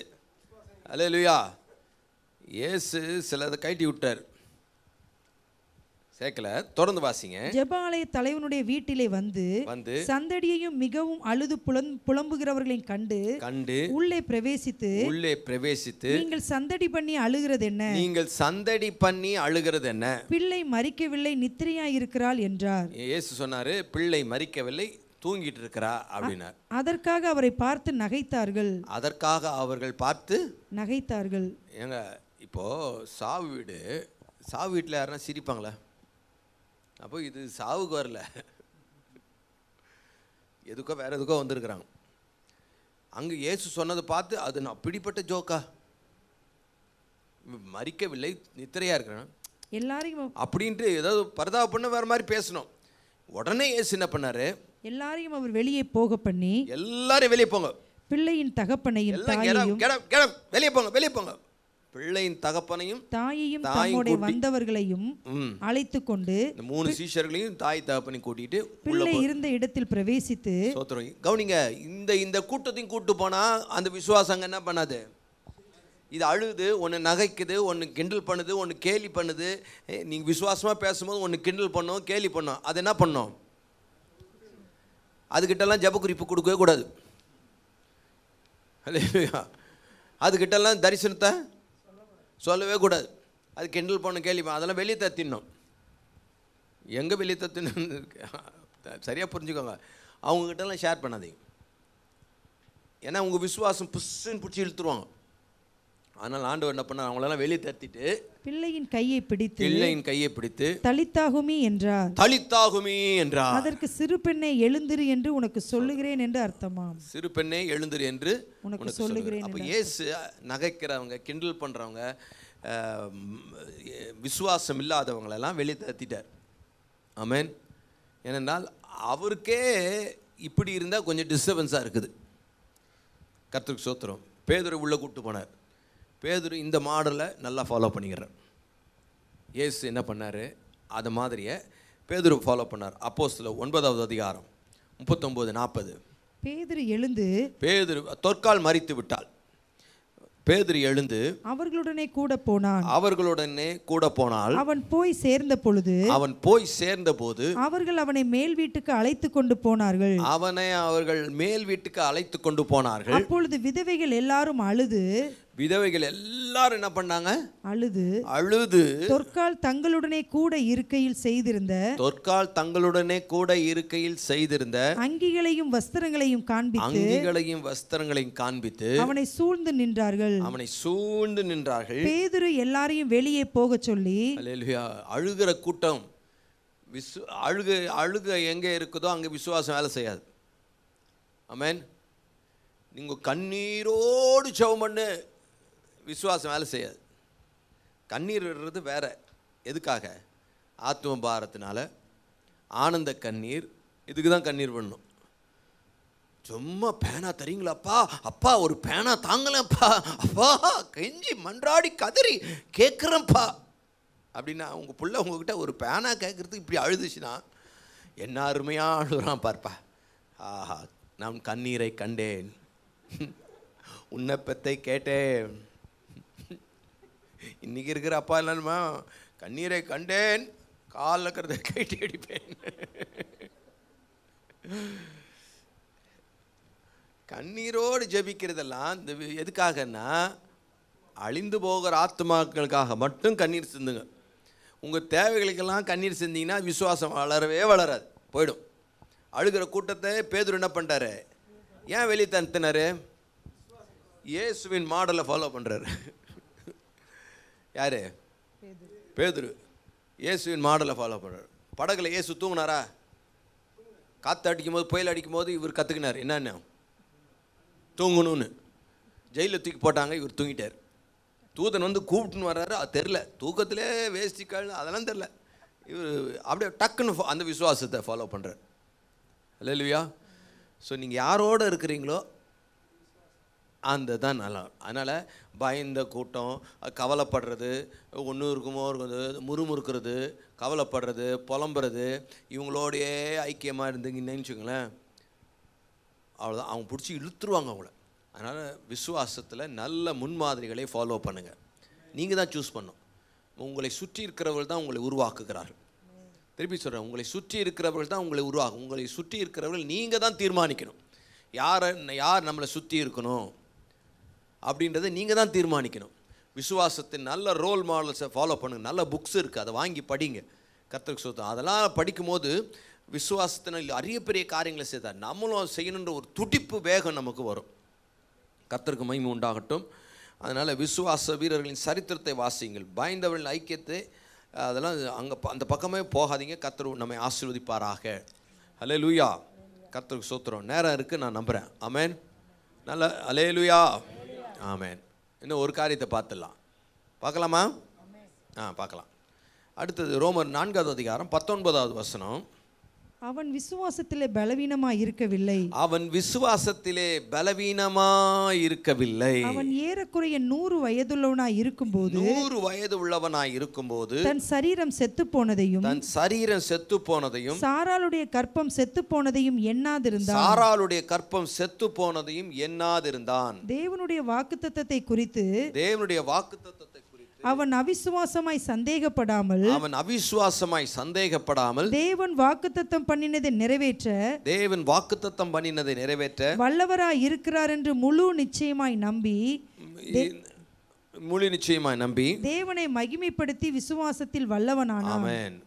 சோ விசுவாசத்தில் ஆபிரகாம் விசுவாசத்தில் பலவீனமாய் இருக்கவில்லை. 4:19 வாசிக்கிறோம். அவனுக்கு சாராளின் கற்பம் செத்து போனது, அவன் சரீரம் செத்து போனதையும் எண்ணாதிருந்தான்.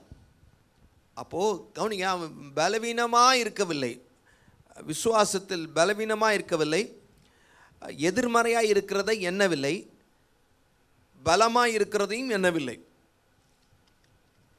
அப்போது 5வது என்னன்னா, சுயபலத்தையோ திறமையையோ சார்ந்திராதீர்கள். Don't depend on your self strength and skills. சுயபலத்தையோ திறமையையோ சார்ந்திராதிருங்கள். சில நேரம் உங்களுக்கு எதிர்மறையான காரியங்கள் இருக்கும். கற்பம் செத்து போயிடுச்சு, சரீரம் செத்து போச்சு, இனி பிள்ளை பிறக்கிறதுக்கு வாய்ப்பு இல்லை, வயசாகிடுச்சு, அதுக்கான எல்லா காரியங்களும் இல்லை அப்படின்றது எல்லாத்தையும் அவன் என்ன பண்ணல, நினைக்கல. சிலருக்கு பார்த்தீங்கன்னா பாசிட்டிவாக நிறைய காரியங்கள் இருக்கும். பேங்க் பேலன்ஸ் இருக்கும், அது இருக்கும், இது இருக்கும். அதையும் என்னத சுயபலத்தையோ திறமையையோ சார்ந்துடாதுங்க. ஏன்னா விசுவாசம் எங்கிருந்து வரும்? தேவனிடத்திலிருந்து வருது. அதை தோக்குகிறவர் அவர்தான், தொடர்கிறவரும் அவர்தான், முடிக்கிறவரும் அவர்தான். ஆமென். அப்போது நம்முடைய சார்பு எங்கே இருந்திருக்கணும்னா, இந்த சுற்றி இருக்கிற நம்முடைய பலத்தை அவன் அதை பற்றி கேரே பண்ணல. எதை பற்றி? பலவீனத்தை சிலர் பலவீனத்தை கேர் பண்ணல, பலத்தை என்ன பண்ணிக்குவாங்க, சிலர் அட்வான்டேஜ் எடுத்துக்குவோம். நமக்கு இது இருக்குது, அப்படி செஞ்சிடலாம், அப்படி பண்ணிடலாம், இப்படி பண்ணிடலான்னு. இன்னும் அதையும் சார்ந்துடாதுங்க. அதனால தான் சொன்னால் பலவீனத்தையும் பலத்தையும் கவனிக்கக்கூடாது. எப்போதும் கர்த்தரையே சார்ந்து வாழ வேண்டும். ஆமென். கர்த்தருக்கு ஸ்தோத்திரம். இதற்கு நல்ல உதாரணம் பேதுரு. லூக்கா 22:31-34 வரைக்கும் வாசிச்சிங்கன்னா, இயேசு சொன்னார், பின்னும் கர்த்தர், சீமோனே சீமோனே, சீமோனே சீமோனே, இதோ கோதுமையை சுலகினால் புடைக்கிறது போல, கோதுமையை சுலகினால் புடைக்கிறது போல சாத்தான் உங்களை புடைக்கிறதற்கு உத்தரவு கேட்டுக்கொண்டான். சாத்தான் உங்களை புடைக்கிறதற்கு உத்தரவு கேட்டுக்கொண்டான். நானோ உன் விசுவாசம் ஒளிந்து போகாதபடிக்கு, நானோ உன் விசுவாசம் ஒளிந்து போகாதபடிக்கு உனக்காக வேண்டிக் கொண்டேன். உனக்காக வேண்டிக் கொண்டேன். நீ குணப்பட்ட பின்பு உன் சகோதரரை ஸ்திரப்படுத்து என்றார். நீ குணப்பட்ட பின்பு உன் சகோதரரை ஸ்திரப்படுத்து என்றார். அதற்கு அவன், ஆண்டவரே, அதற்கு அவன், ஆண்டவரே, ஆண்டவரே, காவலிலும் சாவிலும் உம்மை பின்பற்றி வர, காவலிலும் சாவலிலும் பின்பற்றி வர ஆயத்தமாயிருக்கிறேன் என்றான். அவர் அவனை நோக்கி, பேதுருவே, இன்றைக்கு சேவல் கூவுகிறதற்கு முன்னே நீ என்னை அறிந்திருக்கிறதை 3 தரம் மறுதலிப்பாய் என்று உனக்கு சொல்லுகிறேன் என்றான். கவனிங்க, உனக்கு சாத்தான் உன்னை சோதிக்கிறதுக்கு சொல்லனாலும் புடைக்கிறதுக்கு என்கிட்ட உத்தரவு கேட்டால் நான் விசுவாசித்து வேண்டிக் கொண்டேன். எல்லாரும் விட்டாலும் நான் விட மாட்டேன் ஆண்டவர். அவன் தன்னுடைய சுயபலத்தை, ஆமாம், கர்த்தரை சார்ந்து கொள்ள சுயபலத்தை சார்ந்து இருந்தான். சேவல் கூறுறதுக்கு முன்னாடியே இவர் 3 தடவை தெரியாதுன்னு மறுதளிச்சிட்டார். ஏன்னா தன் சுயபலத்தை சார்ந்திருந்தான். நான் எல்லாரும் போனாலும் நான் போக மாட்டேன், நான் கான்ஃபிடென்ட். அப்போ இது தன்னம்பிக்கைக்கு எதிராக பேசுகிறேன்னா இல்லை. தன்னம்பிக்கை இருக்கணுமா? இருக்கணும். அது எப்படி இருக்கணும்? பவுல் சொல்கிறார் பாருங்க, பிலிப்பியர் 4:13, என்னை பலப்படுத்துகிற கிறிஸ்துவினாலே எல்லாவற்றையும் செய்ய எனக்கு பலன் உண்டு. எனக்கு பலன் உண்டு. எப்படி பலன் உண்டு? என்னை பலப்படுத்துகிற அப்போ அவர் பலப்படுகிறது எதனால? கிறிஸ்துவினால. நானா என்ன பலப்படுத்திக்கல, எனக்குன்னு சொந்தமாக எனக்கு எந்த பலனும் இல்லை. அவர் கவனிங்க, பவுல் எத்தனையோ கமாலியல் பாதத்தில் படித்தவர், வேதத்தை கற்று தேர்ந்தவர். ஆனாலும் அவர் சார்ந்து இருக்கிறதெல்லாம் தேவனையே தான். அரிய பெரிய காரியங்களை செஞ்சார். அப்போது நம்முடைய விசுவாசத்தை தோக்குறவர் தான். இந்த இந்த சார்பு கர்த்தரையே சார்ந்து இருக்கிறது நம்ம விசுவாசத்தை இன்னும் அதிகமாக வளர்கிறதுக்கு அது இன்னும் நம்ம பலப்படுத்தும். ஆமென். என்னுடைய பலன் கிறிஸ்துவை சார்ந்து இருப்பதனால் வருகிறது என்பதை அறிந்தவர்களாக இருங்கள். நம்முடைய பலன் யார? கிறிஸ்து. ஆமென். விசுவாசம் என்பது குருட்டு துணிச்சல் அல்ல. அல்லேலூயா. விசுவாசம் என்பது குருட்டு துணிச்சல் அல்ல. ஆமென். சிலர் அப்படி அட்ரா விசுவாசமாக பேசு. இல்லை இல்லை இல்லை, அது தேவனிடத்திலிருந்து வர்றது. தேவன் தராமல் பேச முடியாது. ஆமென். தேவன் தராமல் நம்ம காரியத்தை செய்ய முடியாது. உதாரணமாக அப்போஸ்தலர் 19வது அதிகாரத்தில் 11-16 வரைக்கும் பார்த்தீங்கன்னா, ஸ்கேவாவின் 7 குமாரர்கள் இருந்தாங்க. பவுலின் கைகளினாலே தேவன் விசேஷித்த அற்புதங்களை செய்தருளினார். அவனுடைய சரீரத்திலிருந்து உருமால்களையும் கச்சைகளையும் கொண்டு வந்து வியாதிக்காரர் மேல் போட வியாதிகள் அவர்களை விட்டு நீங்கி போயின. பொல்லாத ஆவிகளும் அவர்களை விட்டு புறப்பட்டது. பவுல் மூலம் கர்த்தர் பெரிய காரியங்களை செய்தார். அப்பொழுது தேசாந்தரிகளாய் திரிகிற மந்திரவாதிகளாகிய யூதரில் சிலர் பொல்லாத ஆவிகள் பிடித்திருந்தவர்கள் மேல் கர்த்தராகிய இயேசுவின் நாமத்தை சொல்ல துணிந்து பவுல் Dress போட்டா இதெல்லாம் ஓடுது, உடனே நம்மளும் போடலாம் அப்படின்ட்டு சொல்ல துணிந்து பவுல் பிரசங்கிக்கிற இயேசுவின் பெயரில் ஆணையிட்டு உங்களுக்கு கட்டளையிடுகிறோம் என்றார்கள்.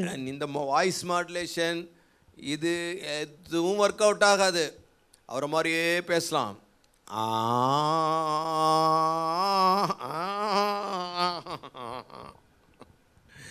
அந்த வாய்ஸ் மாடுலேஷன் எதுவும் செட் ஆகாது. நான் சொல்லுது புரியுதுங்களா? சிலர்லாம் டிஜிஎஸ் மாதிரியே பண்ணுவாங்க, சிலர் அதுக்கப்புறமா இசைக்கு அந்த மாதிரியே பண்ணுவாங்க. அந்த மாதிரியே அந்த மாதிரிலாம் பிசாசு ஓடாது. அந்த மாதிரி தான் இவங்க ட்ரை பண்ணியிருக்கிறாங்க. பவுல் பிரசங்கம் பண்ணுகிற இயேசுவின் பெயரால் ஆணையிட்டு சொல்லுகிறேன். பிரதான ஆசாரியனாகிய ஸ்கேவா பிரதான சீஃப் பிரீஸ்ட் அவங்க பிள்ளைங்க ஸ்கேவா என்னும் ஒரு யூதனுடைய குமாரர் 7 பேர் இப்படி செய்தார்கள். ஒரு யூதனுடைய குமாரர் 7 பேர் சீஃப் பிரீஸ்டோட பிள்ளைங்க 7 பேர் விசுவாசத்தில் பவுல் பேசுற நம்மள போடுறா பவுல் பிரசங்கிக்கிற இயேசுவின் பெயரால் ஆணையிட்டு சொல்கிறேன்.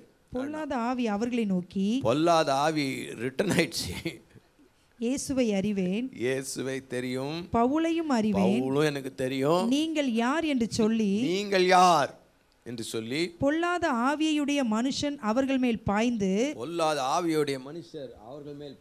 பலாத்காரம் பண்ணி அவர்களை மேற்கொள்ள அவர்கள் நிர்வாணிகளும் காயப்பட்டவர்களுமாகி அந்த வீட்டை விட்டு ஓடி போனார்கள். ஓடியே போயிட்டாங்க. அவங்க செய்கிறாங்கன்றதுக்காக இவங்க இது விசுவாசம் என்று குருட்டு துணிச்சல் இல்லை, கர்த்தரை சார்ந்திருப்பதனால் வர்றது. இவங்க கர்த்தரை சார்ந்து இல்லை. அவங்க பண்ணாங்கப்பா, நம்மளும் பண்ணலாம்ப்பா, விசுவாசத்தில் அடி எடுத்து வைப்போம்பா. நோ, கர்த்தருடைய லீடிங் இல்லாமல் சிலர் அது மாதிரி தான் என்ன பண்ணுறாங்க, மரித்தோரை உயிரோடு எழுப்ப போகிறேன்ட்டு போகிறது. அவங்க எழுப்பினாங்க, நம்மளும் எழுப்பலான்னு. கவனிங்க, இந்த அற்புதம் செய்ய போகிறீங்க அப்படின்னா கர்த்தர் அதற்கான லீடிங் தராரான்னு பாருங்கள். ஏன்னா நம்ம கர்த்தரை சார்ந்து தான் செய்கிறோம். சுயபலத்தையோ திறமையோ சார்ந்து இருந்தீங்கன்னா உங்கள் விசுவாசம் பலப்படாது, வளராது, வெளிப்படாது. இவங்க ஸ்கேவாவின் 7 குமாரர்கள் அப்படி தான் பவுல் பேசுகிறதுனால நானும் பேசுகிறேன், பவுல் பிரசங்கிக்கிற இயேசுவின் பெயரால் ஆணையிட்டு சொல்கிறேன்னாங்க. துணியகானன்னு உருவி எடுத்து அனுப்பிச்சு பிசாசு. விசுவாசம் குருட்டு துணிச்சல் இல்லை. இன்னொரு உதாரணம் சொல்றேன். எபிரேயர் 11:29 விசுவாசத்தினாலே இஸ்ரவேல் ஜனங்கள் சிவந்த சமுத்திரத்தை உலர்ந்த தரையை கடந்து போவது போல் சிவந்த மோசே கோலை நீட்டும் போது அந்த செங்கடல் ஆயிடுச்சு, சிவந்த சமுத்திரம் உலர்ந்த தரையை போல மாறிட்டு கடந்து போவது. அவங்க விசுவாசத்தினால அவங்களை அடி எடுத்து வச்சு கடந்து போகிறாங்க. எகிப்தியரும் அப்படி செய்ய துணிந்து அமிழ்ந்து போனார்கள். நம்மளும் போலாம் வாவு அப்படின்னா இது உங்களுக்கானது இல்லை. இனி ரத்தத்தால் கழுவப்படலை, பஸ்கா விருந்தில் பங்கெடுக்கலை, இயேசுவை ஏற்றுக்கொள்ளலை, துணிஞ்சி வர்ற நீ, இது உனக்கு இல்லை. இது இவங்க தன்னுடைய பலத்தை ஒப்பலான்னு அப்படிலாம் மோனில செத்துருவேன். அல்லேலூயா. அதனால் நம்ம கர்த்தரையே சார்ந்து இருக்கிறோம். விசுவாசம் அங்கேருந்து தான் கர்த்தருக்கு சோத்துறோம். அதனால் சுயபலத்தையோ திறமையோ சார்ந்திராதிருங்கள். ஆமென். ஏசு சொன்னார், பேதுருக்கிட்ட பிரசங்கம் பண்ணிக்கிட்டே இருந்தார். படகு கேட்டார், படகு மேலே ஏறி நின்னார், பிரசங்கம் பண்ணார். இப்போது பேதுருக்கிட்ட சொல்கிறாரு, காலையில் வலைகளை படகை ஆழத்தில் தள்ளி கொண்டு போய் வலைகளை போடும் அப்படின்னார். இப்போ யாருக்கு இந்த மீன் பிடிக்கிறதுல எக்ஸ்பீரியன்ஸ் ஜாஸ்தி? பேதுரு. வயசுலேயும் பெரியவருன்றாங்க. அப்போது பேதுரு மூளை என்னெல்லாம் சொல்லும்?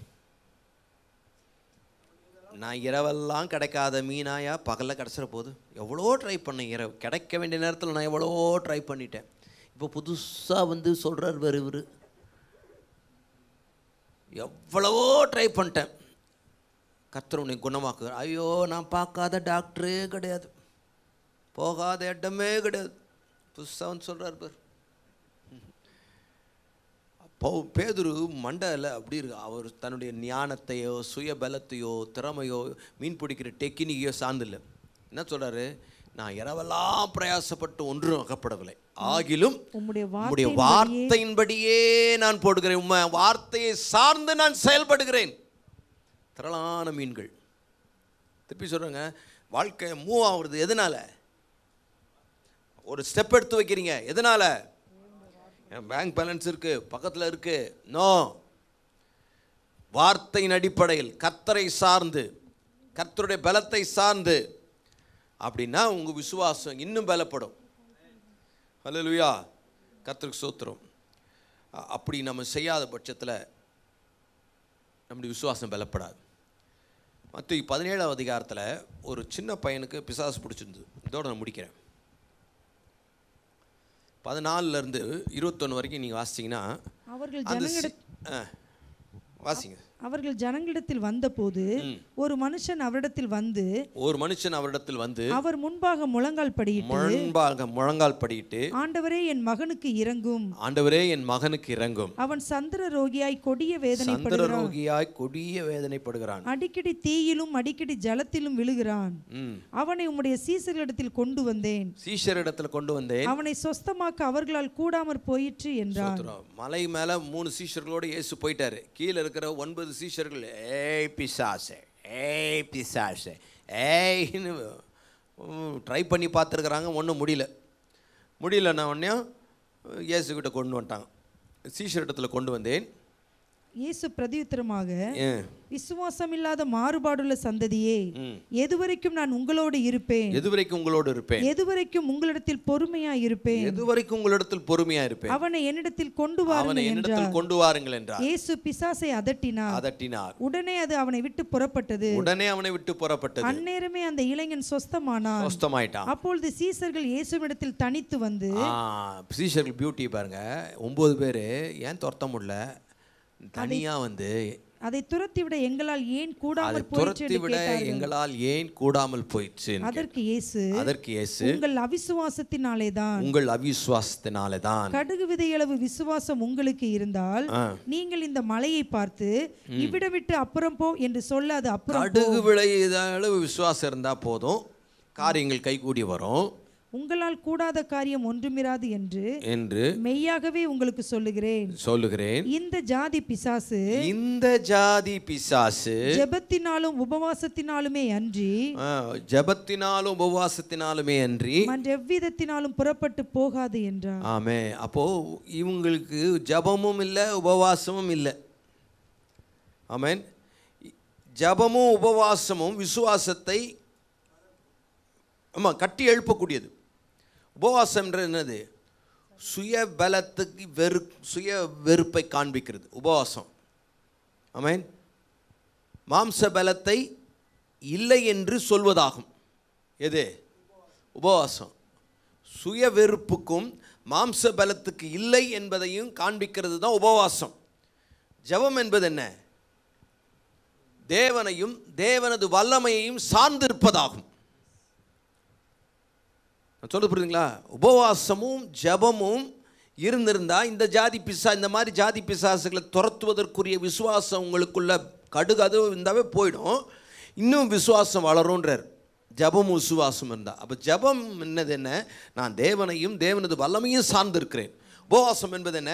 சுய பலத்தையும் சுய ஞானத்தையும் நான் சார்ந்தில்லை, மாம்ச பலத்தை நான் சார்ந்தில்லை அப்படின்றத வெளிப்படுத்துவதாகும்.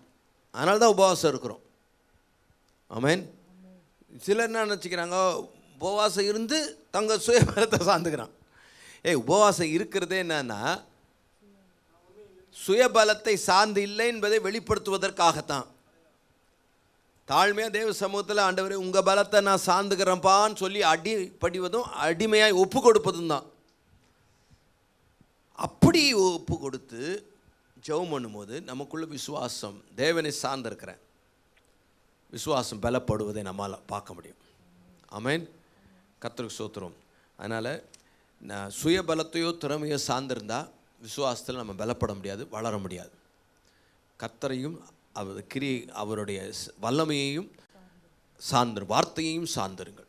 கர்த்தருக்கு ஸ்தோத்திரம், கர்த்தருக்கு மகிமை உண்டாகட்டும். அப்படி இருக்கும்போது நம்ம விளப்படும். இன்றைக்கி 3 காரியங்களை பார்த்தோம். 1, பரிசுத்த ஆவியை இசைந்து செல்லுங்கள், பரிசுத்த ஆவியானோடு இசைந்து செல்லுங்கள். விசுவாச முன்மாதிரிகளை பின்பற்றுங்கள். 5வதாக, சுயபலத்தையோ திறமையோ சார்ந்திராதுங்க. கர்த்தருக்கு ஸ்தோத்திரம். நம்ம எல்லாருமே கண்களை மூடி ஆண்டவருக்கு நம்ம ஒப்பு கொடுப்போமாம. விசுவாசத்தில் வளர பரிசுத்த ஆவியானவரோடு நினைந்து பரிசுத்த ஆவிக்குள் ஜெபம் பண்ணி பரிசுத்த ஆவியானவருக்குள் வழி நடத்தப்படுகிற வாழ்க்கையை விரும்புங்கள். உங்கள் விசுவாசம் வல்லமையாய் பலப்படும். Thank you Jesus. அடுத்ததாக கர்த்தருக்கு மகிமை உண்டாகட்டும். நம்ம விசுவாச முன்மாதிரிகளை பின்பற்றுங்கள். தேவன் விசுவாச முன்மாதிரிகளை ஆபிரகாமை நமக்கு தகப்பனாக வைத்திருக்கிறார். விசுவாசத்தினால் அரிய பெரிய காரியங்களை சாதித்த விசுவாச வீரர்களின் பட்டியலை வேதத்தில் கொடுக்கப்பட்டிருக்கிறது. நடைமுறை வாழ்க்கையில் விசுவாசத்திலே ஊழியம் செய்த தேவ ஊழியர்களை கொடுத்திருக்கிறார். அவருடைய விசுவாசத்தை பின்பற்றுங்கள் என்று வேதம் நமக்கு அழைப்பு கொடுக்கிறது. கர்த்தருக்கு ஸ்தோத்திரம். சுயபலத்தையோ திறமையோ சார்ந்திராதீங்க. ஆபிரகாம் தனக்கு இருந்த பலவீனத்தை எண்ணவே இல்லை, கன்சிடர் பண்ணவே இல்லை. நமக்கு பலவீனத்தையும் பலத்தையும் கருத்தில் கொள்ளாமல் கர்த்தரையே கருத்தாக கண்ணோக்கமாய் வைத்துக் கொள்வோம். ஆண்டவரே, எங்களை ஒப்பு கொடுக்கிறோம்ப்பா. உம்மை நாடி உம்மை தேடி உம்முடைய சமூகத்துக்கு வந்து நாங்கள் விசுவாசத்தில் பலப்பட்டவர்களாய் காணப்பட உதவி செய்யுங்கப்பா. ஆபிரகாம் எதிர்மறையாய் இருக்கிறதை எண்ணாமல் விசுவாசத்தில் பலப்பட்டானே, அதே போல நாங்களும் விசுவாசத்தில் பலப்பட எங்களுக்கு உதவி செய்யும். காத்துக்கொள்ளும், ஆசீர்வதியும். உம்முடைய நாமம் மகிமைப்படும்படி சாட்சியை நிறுத்தும். எல்லா துதியும் கனமும் மகிமையும் உமக்கே செலுத்துகிறோம். இயேசுவின் நாமத்தில் ஒப்பு கொடுத்து ஜெபிக்கிறோம் நல்ல பிதாவே. ஆமென், ஆமென்.